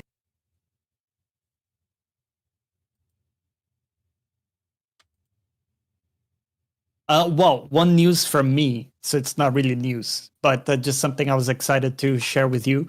I finished Resident Evil Requiem. Oh shit! Awesome. And I loved it. I did like both of the endings, and fantastic game. I think it's my new favorite Resident Evil game. Love the two innovative point of views. Joking. Yeah, completely innovative. Completely innovative. Never before done. But using those things, right? Like it's such a good way and fantastic pacing. The areas were interconnected and satisfying. Some small like quibbles, like carrying the little girl sometimes and having to drop her at a couch. So, some of those like limiting gamified things. Yeah, that's fair. Yeah. Mm-hmm. But just super fun to play. And oh man, yeah, it left me quite a bit of an impression because it never really dragged. The whole thing was really, really smooth. That's what I feel about that game is that, so I like 7 still better, most likely just because it's a unique story in the style of Resident Evil, that it's got a bit of uniqueness there. I think they just did a good job with that game. It plays well. I don't care about first person or third. I thought they were both equally quite enjoyable. I played both in third and in first at different times with both characters. Great time. And pretty performant, which is nice. I think getting a somewhat performant game these days, like it just lets you experience it smoothly. And you can actually have a more honest opinion of whatever's occurring when, things just aren't variable. That was cool. Characters were fun. What did you think about? We'll do an ending discussion in like 2 weeks or something. We'll give because I know some people may have jumped into that and then are going or before Crimson Desert or whatever. What? No, can't ask that. I did spoil you though, a little bit, and I do feel bad for that. A little bit that day. I did tell the guys. Yeah. I did tell the guys, I was like, dude, you sounded so like you had but you were just pointing out a trope in games, which is that certain things don't last very long in games. And when you said it, I just went with it. I was like, yeah, man, especially blank. Yeah. And then I was all, whoops, you haven't got there. Can we agree that perhaps the first areas in the mansion are a little too Resident Evil 1? That you need card 1, card 2. Yeah. Card 1 is on the left, card 2 is on the right, or vice versa. And that maybe it would be nicer to feel like you're moving forward through a level where Resident Evil loves to stymie you in a Jenga puzzle at the starting of most of their games. I feel like they kind of move over itself. Yeah. Yeah, very over itself. Yeah. I would like. Yeah, I'm a bit mixed on it. I like the interconnectivity, a little bit like Dark Souls vibes, where like this unlock goes this to door, this, goes new to shortcut. This. Yeah. In some ways, it's cool. Other times, like I was saying, those are some of my minor quibbles. Is the gamified limitations that shouldn't really be a limitation, but they're there for like game purposes, which makes sense. Like some of the inventory stuff. I mean, end of the day, I'm not going to complain too much about it. I think it works well. And one thing that I talked about on my channel is the respawning or lack there of respawning enemies works really well in the game because you have a feeling of clearing areas and expanding your safety bubble. Now, there are fresh waves of enemies that show up sometimes, but that's very different than because I sat down to meditate. Yeah. Everyone is back alive, right? Yeah. Very big difference there. And if you choose to spend your 4 bullets or whatever on a dude, you're kind of making progress through that, right? So it's like almost like an investment, you could say, right? So you're investing those bullets in clearing this route, maybe. And that was satisfying. I think that works really well with the game. It just points to, I think it's the better choice to not really have respawning enemies. You can have new waves that come in, or maybe the area, like or the reinforcements come in, the something tied Evil to narrative. Typical thing. Yeah, something tied to narrative. The typical Resident Evil thing. Yeah. But that was refreshing, because just coming from some of these Souls games where everything's boom, boom, boom, perma respawning. Yeah. I just liked it. I mean, I thought they did a good job. Graphically, the game looks phenomenal. I would have loved to have seen it with DLSS 7. It was just like... oh, God. Moving on. Yeah. But yeah, I did like that. I'd be surprised if they don't add DLC after they're done fixing everything. They were pretty animate that they're moving on this morning, but that could have been, they did a full-on meeting and were like discussing what they've got a small group working on patches and then they're moving on. But I would say that regardless of what they're saying, I hope they do. But at the same time, they're selling pretty well and the game is huge. I do believe that DLC many times is a good way to flesh something out. And I don't necessarily think Crimson Desert needs a flesh out. It's fairly sizable. There's a ton of bosses. Yeah. And smaller patches that like add little bits like new weapons or something could be more than enough than like saying we want a new island or something like that. But if they go back on that, I'll also be insanely happy, like super happy. Dodger says most of the team went on to their... Yeah, most of the team went on. Strider says user engagement and sales are more important than review scores. Absolutely. Especially for games that are as big as Crimson Desert. Reviewing a game like it with a deadline does not sound fun. It wasn't fun. It was amazing. I mean, it was amazing. Like, it was one of the most fun times. And there was so much time to play that game. Like, there's always going to be somebody who's a podunk, right? There's always going to be that person who's like, I got 600 hours to play this game. It wasn't enough. Dude, it's happened twice. In 11 years, twice. You gotta work when they give you code. You gotta fucking do your work. Yeah. I saw one guy complaining he only had like 1 week to play the game. And I was just thinking to myself, dude, like Carrick with 1 week, he's running that bitch twice. Yeah. Like I did 32 hours in a row. But I play that anyway. Like I'll play normal games that long. That's not even a part of the review process. But yeah, you hear that all the time and it's like, I've kiboshed a couple rumors and then added some and been like, that rumor's for sure true. Like, I remember for a long time, I've told Johnny this, for a long time, I didn't think that I didn't see as many examples or as an extreme examples as CD Projekt Red lying to everybody. I just didn't. And I would defend it and say, hey, listen, I haven't seen what I thought was there. Because when I started reviewing, I was like, that's for sure happening. And by the way, there's a particular instance that I know it did happen prior to me starting. And it was one of the reasons I started reviewing. Because I was like, if that happens, I'm going to destroy that. Like, I want to go almost and throw a fit while we're at the event. So I can just call attention to this. Didn't happen. And then you have CDPR. And it did happen. And you're like, oh, shit. Yeah. So if that ever happens, I'll be the first one to talk about it. I can tell you there's been times where I haven't seen a code. You're playing a game, and I have people DMing me, and I'll see my DMs pinging, and I turn them all off when I'm reviewing a code. Everybody knows, do not try to contact me, or at least don't expect an answer if I'm playing a game. So I've definitely missed another code from somebody. I did that recently, actually, where I didn't realize I had overlapping codes. I would have played both for a review instead of doing a preview and a review. I would have done 2 reviews, and I missed it. But here's my opinion. If you need to get some wood chopped and somebody gives you an axe on Thursday, you're working that weekend. Especially if that axe is fucking free. That's just the way it is. That sounded oddly specific. Like someone in the past gave you an axe and they were like... It was sort of a Crimson Desert reference, but yeah, okay. I just feel like at some point it's an excuse used far too often for these kind of situations. By the way, I agree with you. The timber is a scam. because I just chopped down this massive tree and I got 2 measly pieces of timber for the big log. But it's good because, dude, they made it now that you don't even have to lock on. It takes longer to kill the tree, and I still lock on.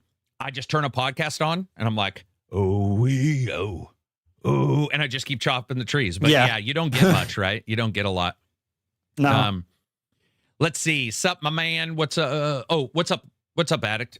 Sorry, I didn't see. Oh, there we go. What's up, Addict? Hope you're doing well.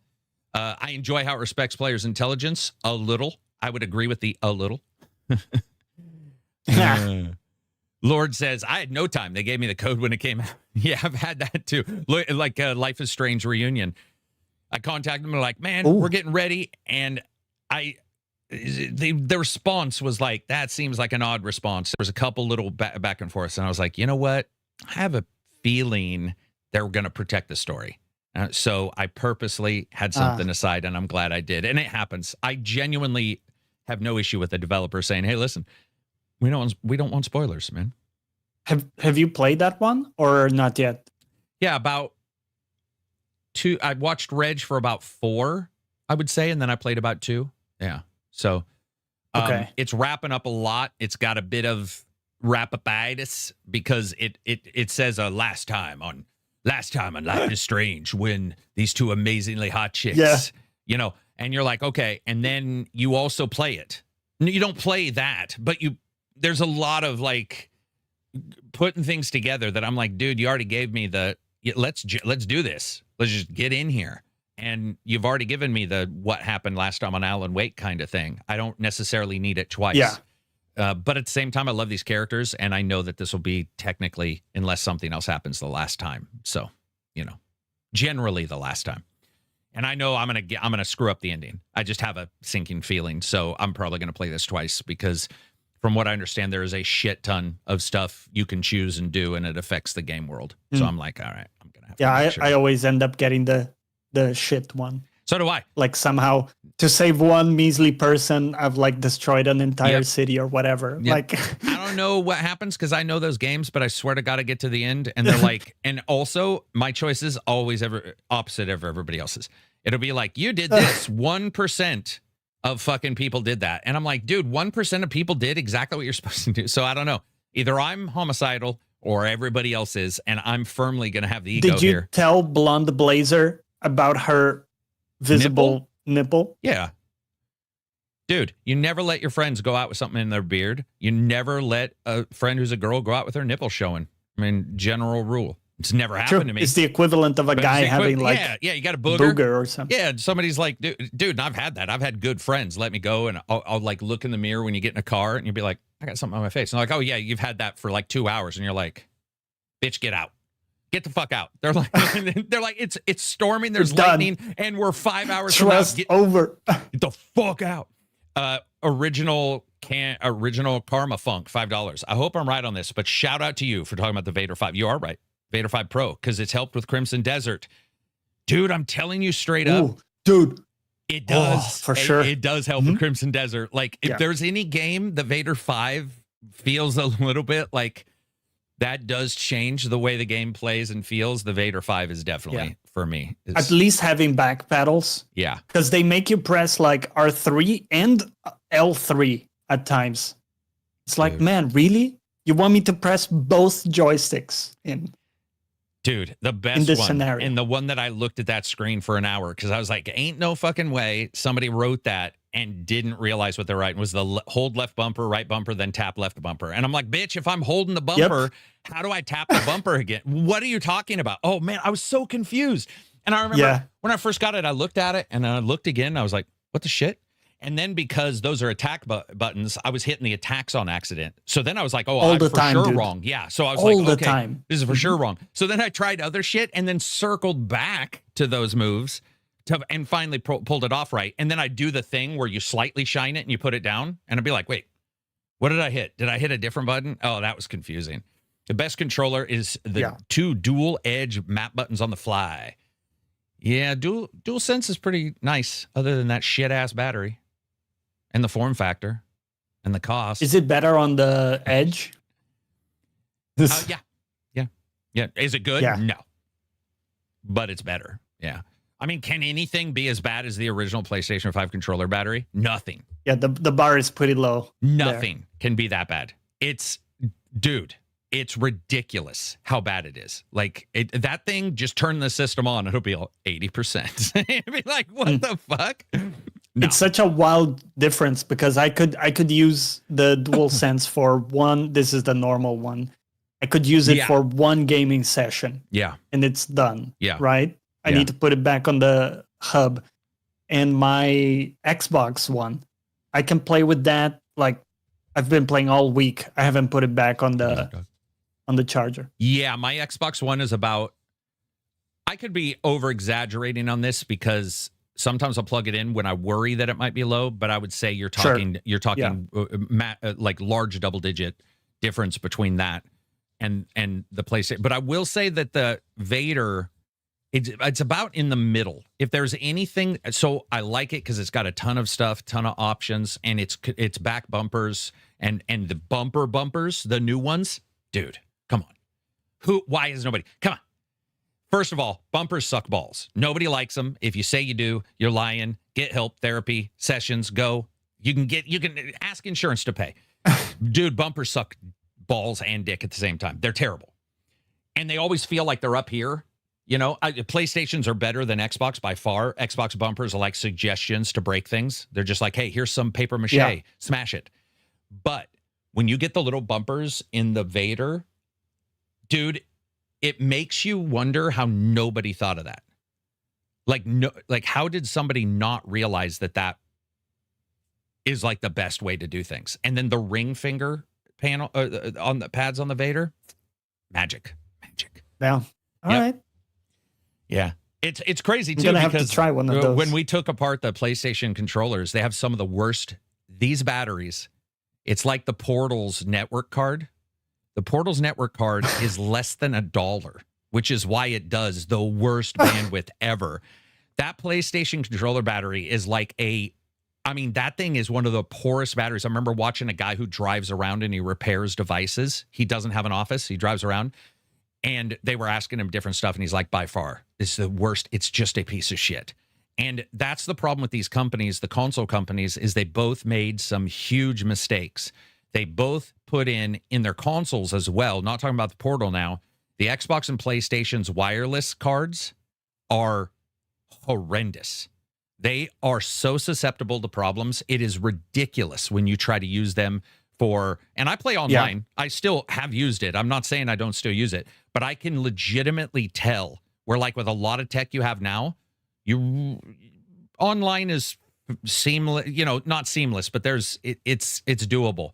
With the Xbox and PlayStation, man, you turn those on and I'll roll up the custom firmware on the router and I'll be like, God damn, son. Like, that is fucking horrendous. Like, the amount of money they saved couldn't have been super. It couldn't have been a ton. But what they did was they went and they bought that Kmart shirt. And you never buy the Kmart shirt because it's bigger and you think, oh, I'm getting more material. Oh, I can buy a small and I'm an extra, extra large because they're made for people that go to Kmart or go to Walmart a lot and buy the food. I don't know. But it's paper thin, right? It just falls apart. It's like shit material. And that's the company's consoles, in particular, the network stuff sucks on these consoles. I hate it, man. They need to fix that. That's disappointing too. Because it's the one job, it's its only fucking job. Yeah. You don't short out on the one thing, which is connecting to the fucking internet on an almost always online console. Yeah, it is what it is. But I'm glad we're getting new ones. And I'm really happy that they decided to rise the PS5 Pro's price up. I think that is probably the fairer of the prices. And so I'm really happy. I'm just joking. You can also dim the light and lower the haptics. Yeah, you can. Yeah, you should. Said no one. Said no one ever. PS5 Pro. That they're happy for. Let's see. Yeah, newer ones. I wouldn't say way longer because I have 2 new ones. They're certainly nowhere near the others, but they do last longer than the originals, which, I mean, so do most of us in bed. Yeah, I said it. We can move on. What else do we got? Do we have any news? We've just lost our minds. We're only 2 hours, 50 minutes, dude. No. That's what OBS says. 2 hours, 50 minutes. That's crazy. Feels like it's been 50. Yeah, what'd you think I said? Okay. Oh, can you find news real quick? I'm gonna let this dog out because he's gonna piss or shit on my floor real quick. All right, let's take a look. In the meantime, as well, chat if you have anything cool that popped up. Let us know. Can you show a picture of the Vader? You can just Google it.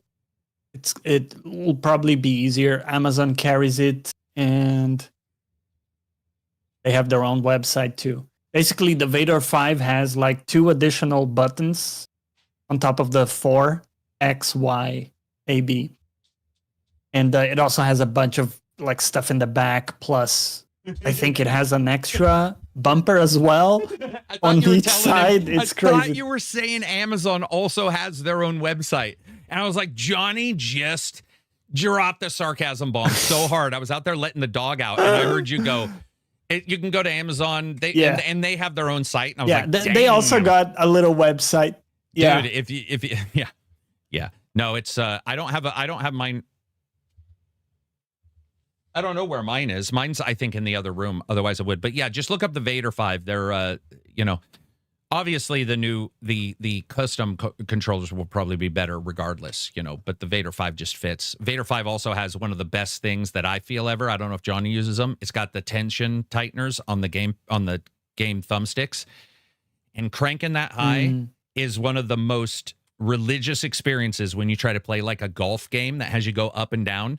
When you turn that up, it stops the thumbstick from like even slightly, unless you want it to move. It stops it from like adjusting side to side. So are we sponsored now? Do you see a sponsor link? No. If I was sponsored, I'd put a link up because that'd be nice. But no, I'm not. I heard a rumor about Dragon's Dogma 2. So did we. Yep, I did. We'll have to see. I'd like to see Dragon's Dogma do a new land. Right? Yeah, that would be cool. I think they could. Did they have an island? Well, no, there wasn't technically an island, right? And in the first one, they had that tower with the griffins, and you go up there and get your ass kicked. It'll say level 50, and you go up there, and it just kicks the shit out of you. That was one of the hardest DLCs I've ever played. I think it was like this is for the first game. I think it was like level 55 or level, I can't remember, 45, 55. And I went up there. I think I was 5 levels above. And I was like, holy shit. Wow. I'm getting scooted. Yeah. What else we got? Anything good? No, there's a lot of bad news.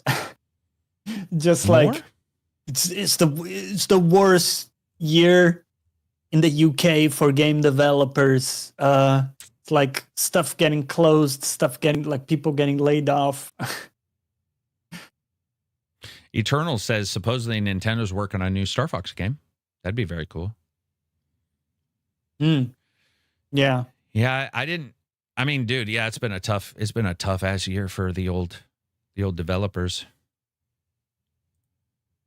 Well, not all of them, but a lot of them.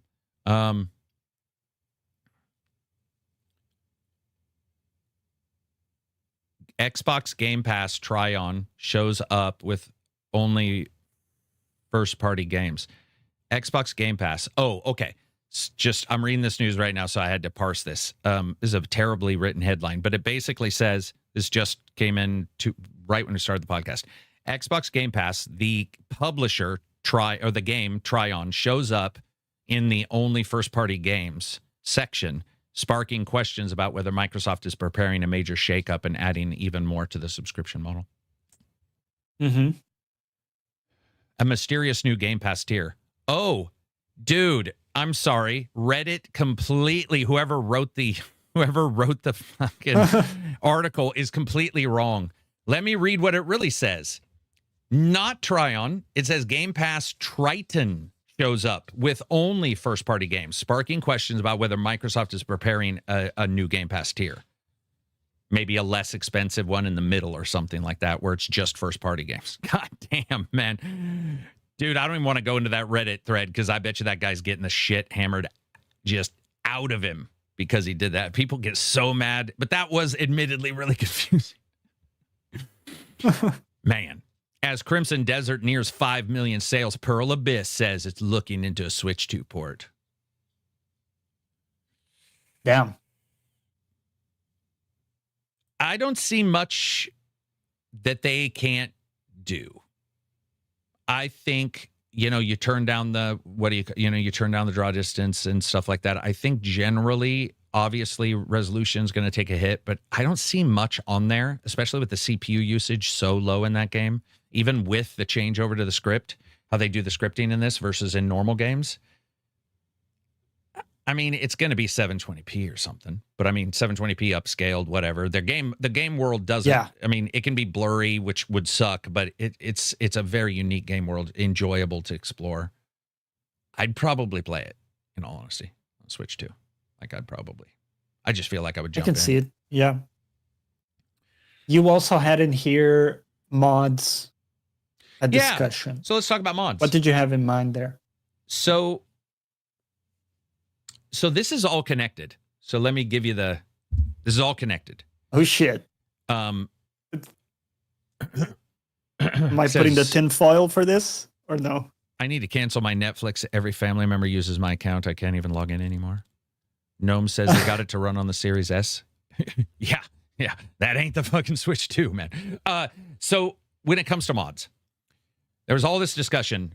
So first of all, Starfield, they announce their DLC, right? You've got your DLC coming in, and they have a Game Pass model. So technically for those people, it's going to be free, right? So you're going to get these. You're going to be able to get these DLCs. And then we were talking about like Vortex for Nexus files, right? Games that don't cover mods, you can still run mods in a lot of those games. You can still add mods. You can do the file lists, all that. So you got those. And then we were talking about Crimson Desert. They're just now saying we're thinking about mods. Originally, they weren't talking about mods, but they're like, we want to support them in whatever way we can. But that team wasn't really on top of it for that game's release. And with Starfield, I modded many of the things that Starfield is going to attempt to fix. Meaning, most likely, I'm not going to be able to continue that save game unless I'm okay with the dirtiest save game known to man. That thing is going to be memory pointers all over the place. It's just, I already, in my brain, even if I can't see it in the thing, my brain is seeing it go, just chasing the pointer until to oblivion. Yeah. Here's what I want for the new consoles. I want Microsoft to get off their ass and figure out a way to get Bethesda, especially now that their PC console, right? Xbox, is going to play your PC, whatever they do, but you can tell they're going that way. That means supporting mods, right? They're going to have to figure out a way to make sure those PC games support mods. Because if they don't, Johnny, if they say you can play these games on your Xbox and you turn that Xbox console device on and it doesn't support mods and the ability to do all that shit, you're screwed. I want Microsoft. I think this is the one place Microsoft has an advantage over anybody, and it's because they bought Bethesda.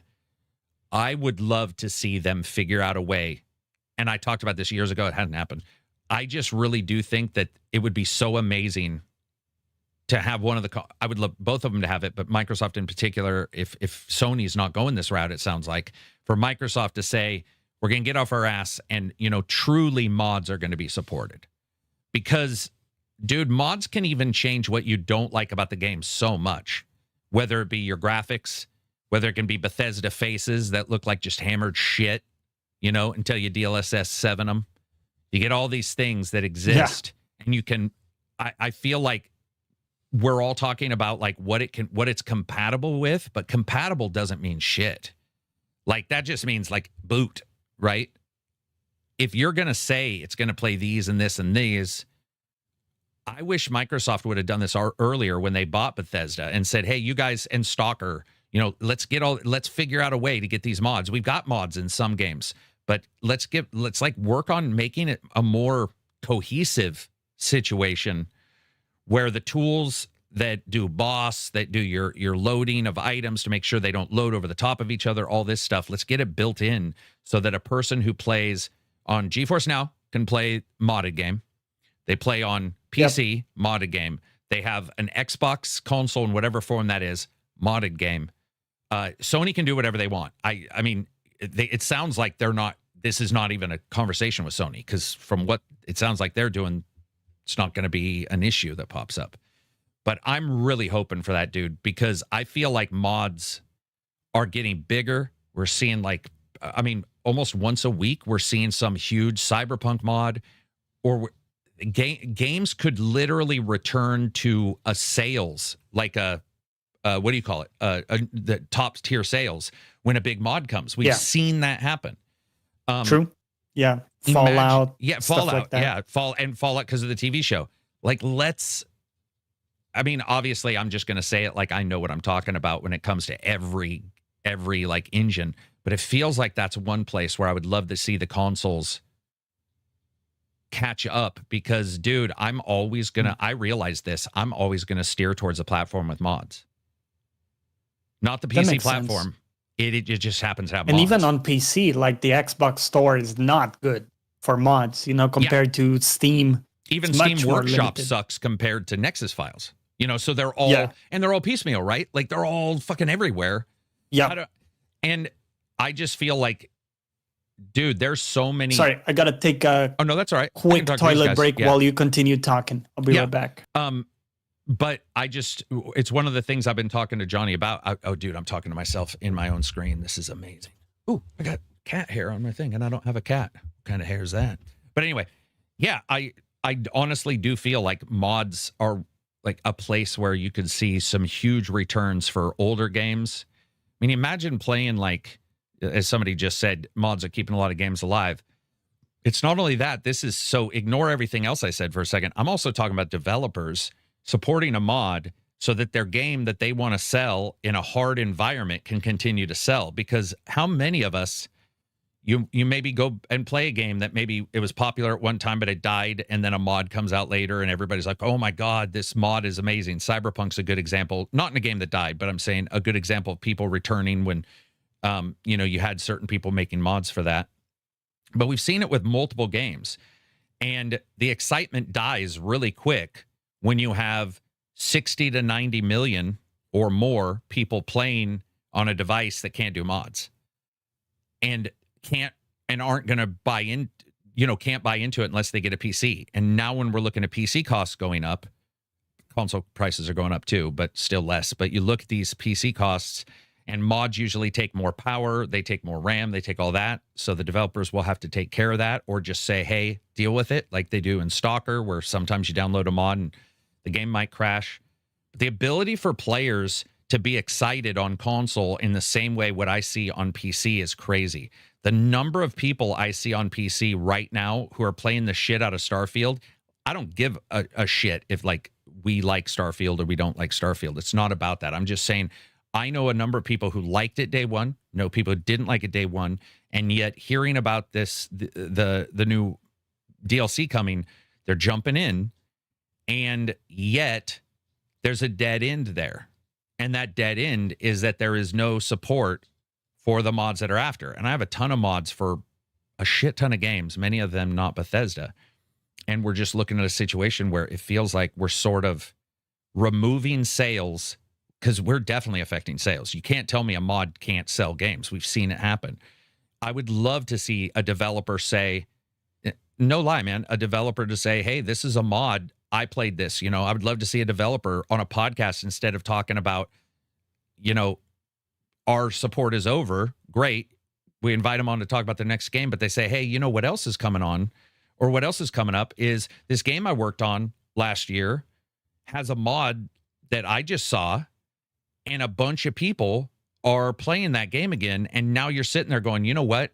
I've already got the game on Game Pass, or I bought the game, or whatever. I'm going to return to it. And I just feel like there's a huge amount of money and a huge amount of enjoyment and an equal opportunity. Meaning, I'm not saying somebody gets your money and you get nothing. Not saying that, because you're getting the original game. But what I'm saying is that the return for some of these devs, when they see their games, like, how many times have you guys seen some jackass YouTuber? I'll call out myself. I haven't done this, but I'm just saying, jackass YouTuber, Twitch streamer, or journalist tell you, oh my God, 3 months later, the single player game stopped being played. Look at how it's cratered. And you're like, it's a fucking single player game, dumbass. That's legitimately how the world, that's math, man. That's quite literally how it works.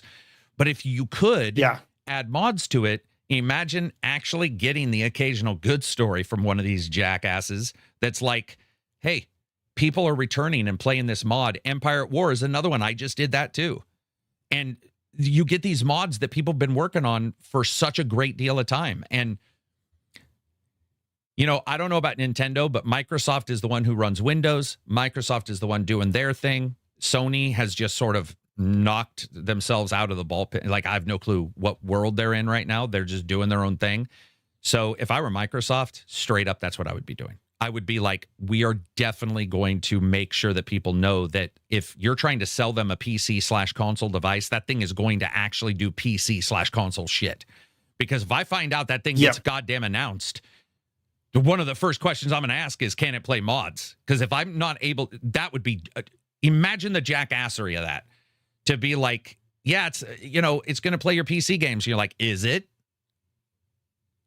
Like, is it? Yeah, because that is tremendous. That is a huge deal if I can't do mods. Dude, Cyberpunk is a good-looking game, but have you seen that thing with mods? Like, that's fucking ridiculous. You look at that game with mods, and you're like, God damn. You look at Fallout with mods. You look at Starfield with mods. You look at Stalker with mods. Like, that would be exciting. He keeps flashing me back to myself, and now I feel like I'm cloning. Which, admittedly, if I cloned, we'd kill each other. But it's not really happening. Unfortunately, Sony have a weird restriction of mods. Yeah. Yeah, well, Sony's not a part of the conversation. Sony's removed themselves completely from anything we're talking about right now on their own. Nintendo could still do it, but Sony with, well, if they did PC games. But right now, I mean, Sony has purposely gelded themselves. I have no clue what they're doing. BG3 official mod support is done really well. Yeah, very well. Same here. I like Starfield, enjoyed the game. Yep. And now people get to play it more. And if you dislike something in a game, guys, you're playing Crimson Desert and you want it harder, mod might be able to do that. You want it easier, mod might be able to do that. Developers can wait. They don't have to make every single thing available in a mod right away if they want people to play it a certain way. But yeah, it's a huge deal to me, man. And it feels like as we get into this time when money's getting tighter for a lot of people and people are worried about sales, all this kind of stuff, that is one thing that is sitting quite literally untouched and untalked about. And it bothers me. Okay, soapbox done. Let's see. What are they talking about? Denuvo, Iron Lord, what's up? $2, what's up? Chat, who your money on ACG or clone ACG? Oh, you mean asking chat who's the money on? I would even say clone ACG would probably win. Now, actually, I think we both are equally homicidal. We'll both stab each other at the same time, except I have no weapons and I have a dog to watch. It would be just a clone with no connections to the world. It would probably defeat me. I think a clone would be able to. Dude, have you ever heard anybody say that they would work with their clone? They'll be like, if I had a clone, you know, we'd work together. And I'm like, no, you wouldn't. You'd do exactly what you're doing right now, thinking about what that clone would try to do. And he's thinking what you would try to do. And it would escalate into this spiral of despair and you'd stab each other for sure. People say mods you could are do bad, like but in the they're so important Prestige for games. Sorry, what'd you say? Like the twins in the Prestige, where That's they the like magician one, live right? the same life. They just share the wife, share the life, everything. Yeah. The Altars is fun, Lord. The Altars is awesome. Yeah, so we'll just have to see. I mean, right now it's Microsoft's job to lose because they are literally the only ones doing this. So hopefully we'll see. I feel like they don't use the mods as a big like selling point, and it should be a really big differentiator that they can do it. If they're saying now that the plan is to do this PC console thing, it definitely needs to be. You need to make that clear to consumers why, like what it is. And if it is basically a mini PC, which is fine. If it's a mini PC and it just fine, but it can't be a mini PC and then not do shit, because my mini PC does mods. And it's like half the price of the current consoles. So it's like, dude, just, you know, let it happen, as they say in prison. Just let it happen, man. We're at the point to where if they want to merge all this shit, Johnny, dude, every time you have a cloud game, I'm telling you, I open up that fucking cloud game and I'm like, God damn it, it doesn't have mods. So, and they're the ones pushing it, by the way. So if they're going to push it, get it all together, get it in a nice package, make sure the consumer knows what you're offering. And then if the consumer chooses to not buy it, that is exactly how the free market should work. No issue whatsoever. Let the free market decide. And if the free market's like, I don't like your shit, that's fine. But if your bad fucking messaging is causing that, that's on you. And you got, like, there's some real issues if you're a bad market, if you can't figure out how to, like, you know, tell people about the positives of your stuff. Xbox Arma Reforger players play on modded Arma servers. Yes. Very cool. Sorry. Yeah.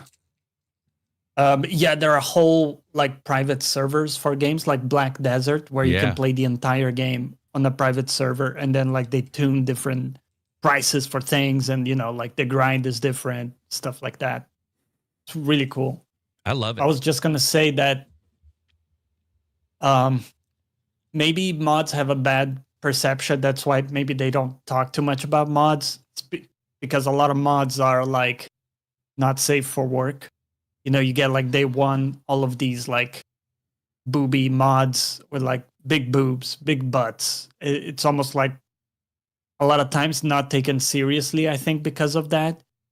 And for every one of those big, like, content mods that give you a whole new city or something, we then have 100 that are just like, big boobs, you know? Yeah, but I mean, you know, Xbox and Sony, Nintendo sort of, can't figure out how to make a store/search engine to save their fucking lives, right? Yeah. Like, that's the first thing. So if they fix that, then you fix a filter and you're like, you can control that filter. I have no issue with X-rated mods. None. Now, I'm not talking about, like, questionable shit, naked, whatever. If you want to do it, I'm not going to do it. But if you want to do it, right now, I don't trust them to be able to even figure out what a body is in their current search engines. But it is true that they might have that. They might have IP stuff. But guess what? I don't fucking care, Johnny. That's them. Why should I give a fuck whatsoever that they have an issue with that? If they're trying to sell you something that they're saying is a PC, I don't understand how that's suddenly my magical goddamn issue. It needs to work exactly like they're saying the PC works, and the PC can do it, and you can have stores, and you can go after people legally. We've seen it a ton of times with mods. Take-Two loves to remove, you know, mods. Like, Nintendo loves to go after people. So I just don't care. I don't want to hear their sob stories, and I don't even more want to hear their silence, which is what we're hearing now. And we see the good ones. Yeah. So let me give you an example. If Stalker can have mods, and you're shooting and stabbing people, and if Starfield and Oblivion and Skyrim can have official mods, every game can have official mods. Do you see what I'm saying? They already have mods on consoles. Yeah. So if they magically forgot how to do it between this game and this game, you're incompetent. And I don't think they are. It's already working. It's already something you can do in multiple games. If you cannot figure those steps out, you do not deserve for a consumer to buy your item if you are trying to market your item in the same slot, which is what they're trying to do, which is at least it's what Xbox sounds like they're trying to do. And if Sony, we know that, especially now, you know, with, like, entire devs posting on LinkedIn, with that big change and, like, lack of PC stuff, you're looking at, like, it's just Xbox. It's just Xbox. I mean, it's their sort of, it's sort of right now, strike while the iron's hot and get some data out there. But you know how it is. It won't happen. It'll go away. Like, all this shit will never, I mean, I feel like it probably won't. I wish it did. But Lord Attic says, you don't promote the mods like that. XCOM is amazing with mods. Yeah. Yeah. I think they've just shown that they're not prioritizing the mod scene. You know, they're not investing in better support for Windows, right? For, like, modding more easily. Like Strider says, security is a valid concern. Obviously not, because we have multiple games with mods already. If it was a valid concern and it's a security concern of some kind with families, by and large, you wouldn't magically say, well, this one has it, but we're not worried about the families who play Starfield. Fuck them. I don't really like the people who play Skyrim. Fuck those that guys. family. Yeah. Fuck that family. We're going to let it in soccer because soccer people, fuck them. We only care about the security over here. If they can do it in those games, they can do it in any games, and they have shown that they will do it in games. So it is therefore 100% on them to do it on all games if they're selling to the same slice, and they are. That's what I'm saying. You cannot pick and choose and be like, magically, we don't care about this family. We do care. Like these kids over here, ugly, parents of brother and sister, don't give a fuck. Skyrim, Bethesda people, hate them. But over here, we're going to save your guy over here. We're going to make sure that those guys, they see just perfect stuff and no big boobs. So I want to see that. Why would I buy a console that's a PC? Just buy a PC. It's silly. Well, $3,000 versus $1,000. It's called money. Yeah, it's quite literally money. The delta is now twice what it was when we were first joking about this conversation, where it's like, if you had unlimited money, you wouldn't care about reviews. But if you say you don't and you just buy whatever you want to buy, you obviously have unlimited money. There are certain things that we say that sound really good until you break it down and start looking about how the real world and technically atoms work. Because at some point, we're at an impasse, man. It's like, to me, the jump between a PC and even a PS5 is still pretty massive. And that price point and that delta went up for both without the performance going up. Normally, we would get a jump in price with a performance delta. The performance would go up. We are currently at a situation where just the price has gone up, and it went up for PC as well. So you can't just magically pull $3,000 out of your ass. And if you can, you should be in some special shows in Mexico, because you could make even more money than $3,000 if you can do that. If you can pull money out of your ass like that, I wouldn't be talking to you right now. I'd be flying around my own private jet. Superpower. Yeah. Dude, it would be a good. What would be your, how about this? You get a superpower that's super embarrassing, but you can figure out a use for it. What would that superpower be? So it's super embarrassing, like really embarrassing. Damn. Almost a what do you call it? Almost like a faux pas, social faux pas. So you can do something hyper embarrassing, but it's a money maker, and it can't be pornographic. It can't be pornographic. Okay. So super embarrassing to the general public, meaning what might not embarrass me would embarrass you. That we'll say we sort of have this equal line of embarrassment, and it has to be bodily. Yeah. Dude, what if you farted propane, you could do pretty well for yourself if you like bought the canisters or helium. Like Farscape, the alien in Farscape, Rigel, and everybody's talking like this when they're around him. Yeah, you can fart. That's a good one. You can fart. If you farted sleeping gas, it might be cool, but we all fart in the night, and you might just kill your family. The cops may show up and be like, this family's dead. I wonder what, and find out you farted in the middle of the night. I think if you could eat unlimited hot dogs in one sitting without any consequence to you, could you make money in like a talent show or something? You could. You would have to figure out a way to get to a eating contest. Then you would bet on yourself in like one of the websites that let you can bet on like, what's this guy's penis length? And whenever we see it, if you're over 7 inches, you get money. You go out there and you could be like, Johnny is going to be able to eat 400 hot dogs. And everybody be like, no, that's impossible. And no way. No way. And you couldn't go too high.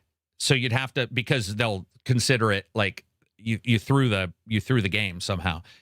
But if you did it one time, you couldn't make good money unless you bet a shit ton of places or something like that.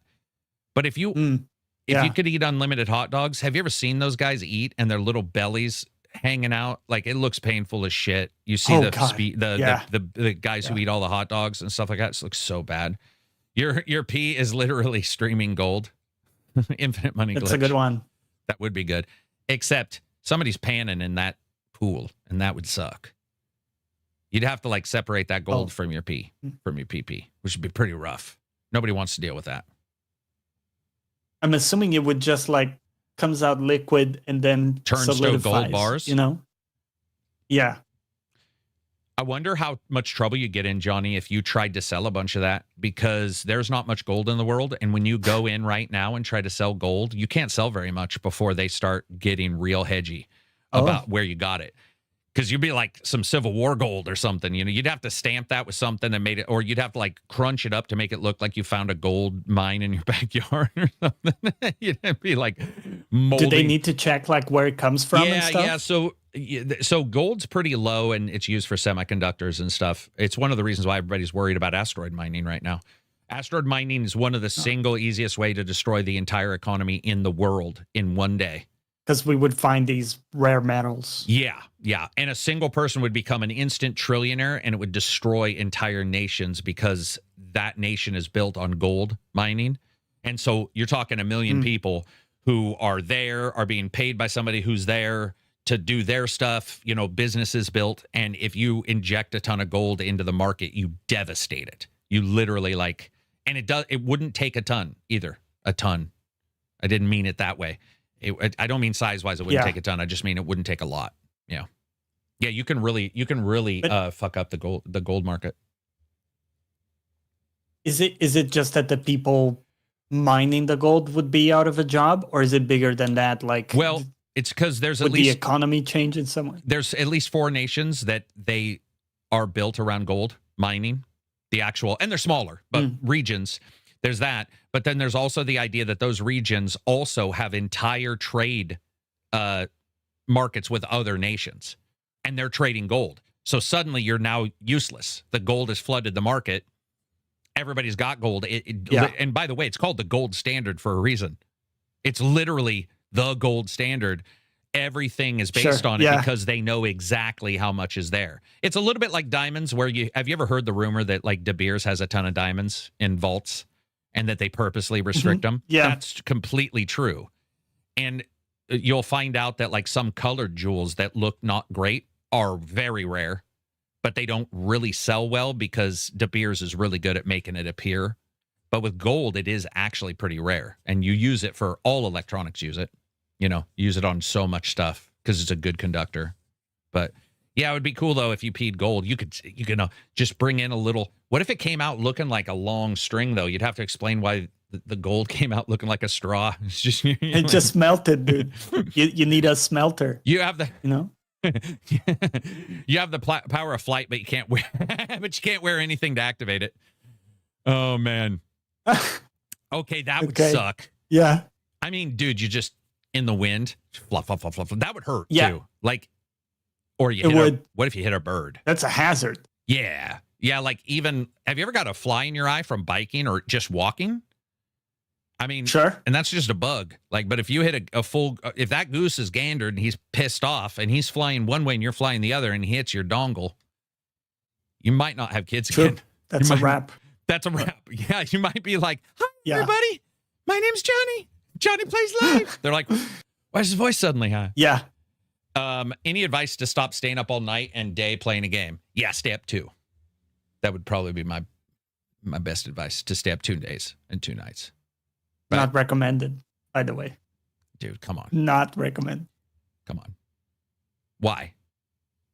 Do you purposely go to sleep if you're enjoying a game? Do you find it difficult? Are you playing the game and you're like, mother, I just want to play this, but I'm going to bed at 8:30 because Johnny's got to get his sleep? Or do you stay up? I got to read before I go to sleep. I do know that. Okay. You are religious on the reading. Yeah. And if I don't, first of all, it feels bad. But second, it throws the whole thing out of whack because now everything is that much delayed, if you know what I mean. Or condensed or delayed. Yeah. How long do you read? 30 minutes? Or do you have a time? Yeah. 30 minutes. Yeah. Dude. Sometimes less. Sometimes I get sleepy. That's also why I read. This helps me get sleepy. Yeah, if people don't realize Johnny's religion is bedtime. There ain't nobody in the world that I've ever joked about. It's not just bedtime, man. Fucking Jesus. I am I'm very routine oriented, structured, I love have it, my though. habits, man. I was thinking, dude, you came in and Reg and I were in there and we were doing something and you were in. Yeah, you streamed for like. It doesn't matter when I started hanging out with you guys. Yeah.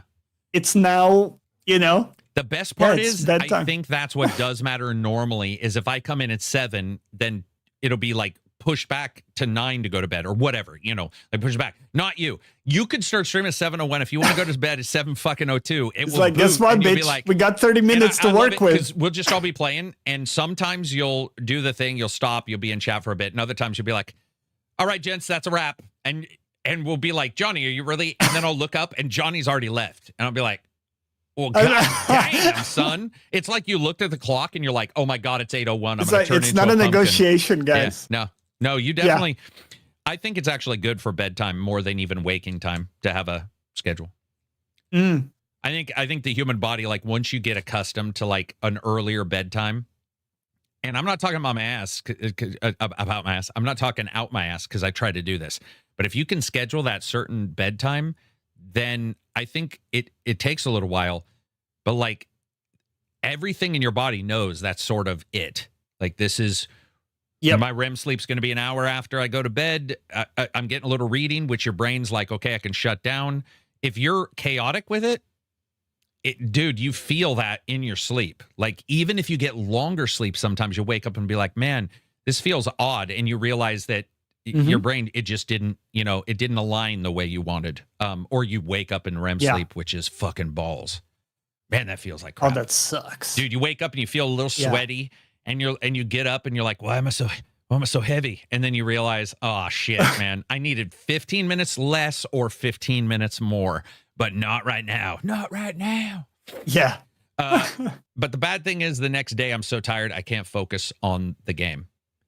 Yeah, I've had that. I've definitely stayed up and then the next day woke up and been like, I'm ready to play, and I turn it on and my character's walking backwards and I'm like, what the fuck? Like, just, sometimes if you stay up too late. But what else do we got before we go? We're on science stuff. There's been a bunch of science shit, actually. Did you see that almost every day this last week, a meteorite has been reported somewhere? I know that sounds really weird. Oh, wow. But I noticed it popping up in my news, so I went back and looked. It's like 8 states saw one, let's say 4 days ago, then 7, then 3, then 5. And I was teasing the guys in chat. I was like, dude, it might be the end. This might be a sign of something. It feels weird that many popped off in that short a time. Like, maybe we're in the midst of a meteor shower, man. A meteor storm. But like small ones? Yeah. Or yeah. what? I mean, they heard them because they make a sonic boom. But yeah, small. There was video, like the traffic cam. You know how the Russians record everything? They have that traffic cam.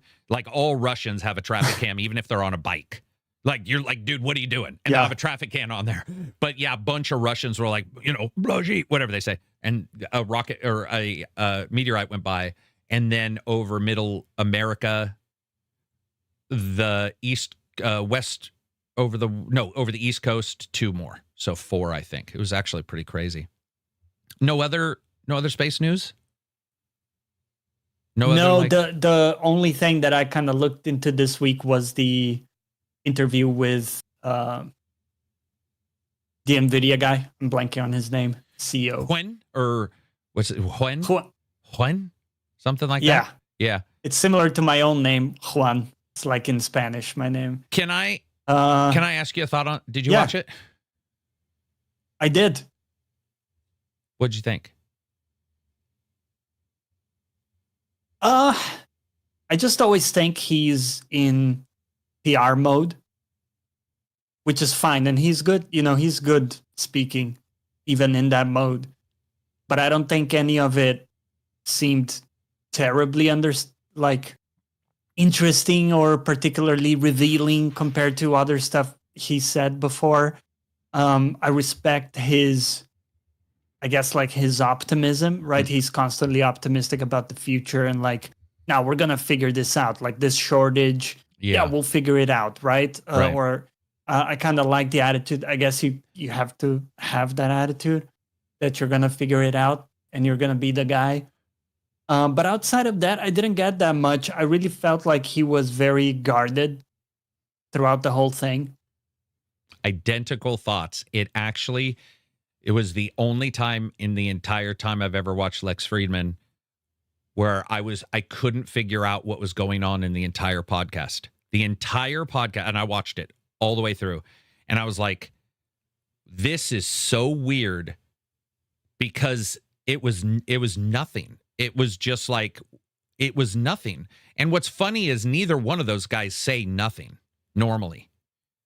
Like, I think Jensen, I don't care if I agree or disagree. He's still saying something. When I watch, sometimes PR mode when you're doing an event, but I've seen him on some podcasts where he does get into stuff and he's like, that's a good point. This was just like, we are doing stuff and stuff is being done and we will do more stuff at some point. And then Lex would be like, and that stuff you're doing is great. Yes, our stuff is great.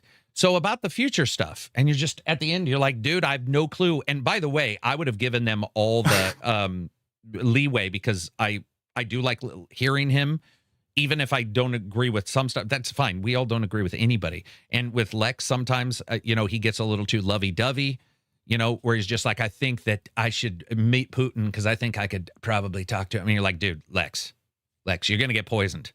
Just don't do it. Don't just stay away, man. But with this one, dude, and they weren't at his office. They were like at NVIDIA, maybe it looked like, which I think that also harmed it because it felt a little bit like, hey, man, DLSS 5 came out. People didn't love it. Can you show up? But it obviously wasn't that because they talked about that for a gillisecond. Yeah.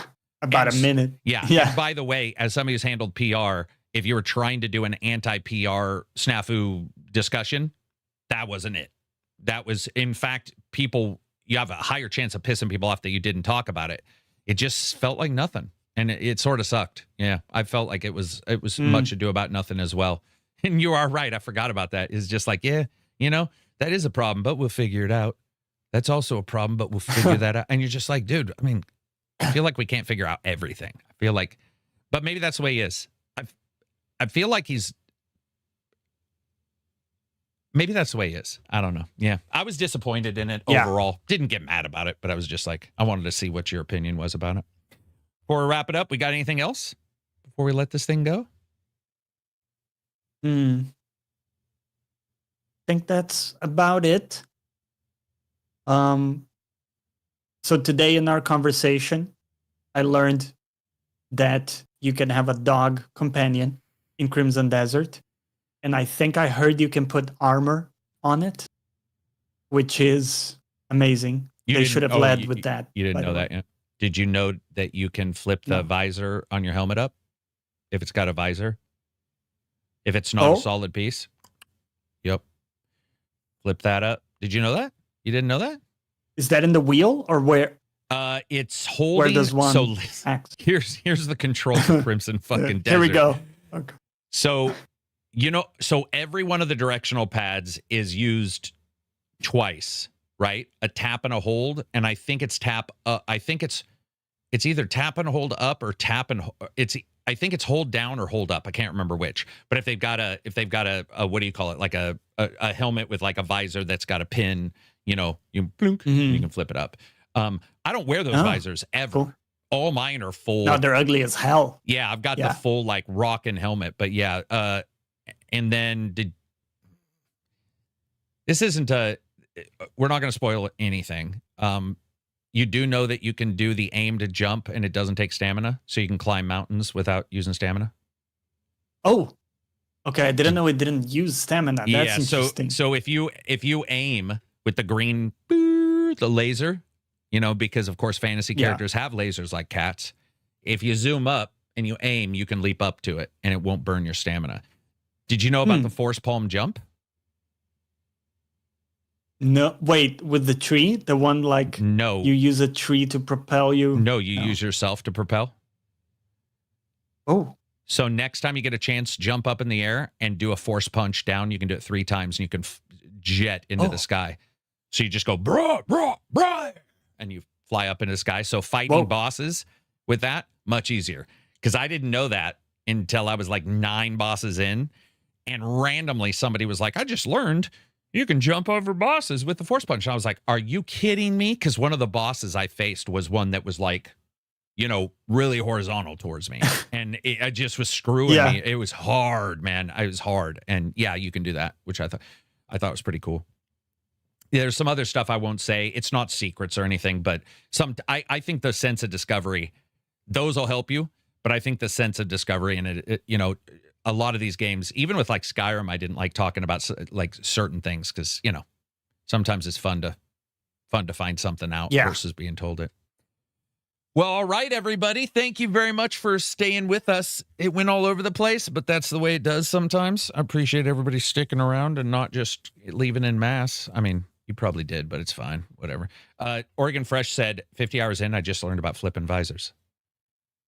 Dude, there's a lot of stuff that like little stuff. I want to make sure, not hyperbole. It's not like a bunch of shit. It's just little stuff that a lot of people I realized didn't know you can rest at the pots. They thought you had to go sleep.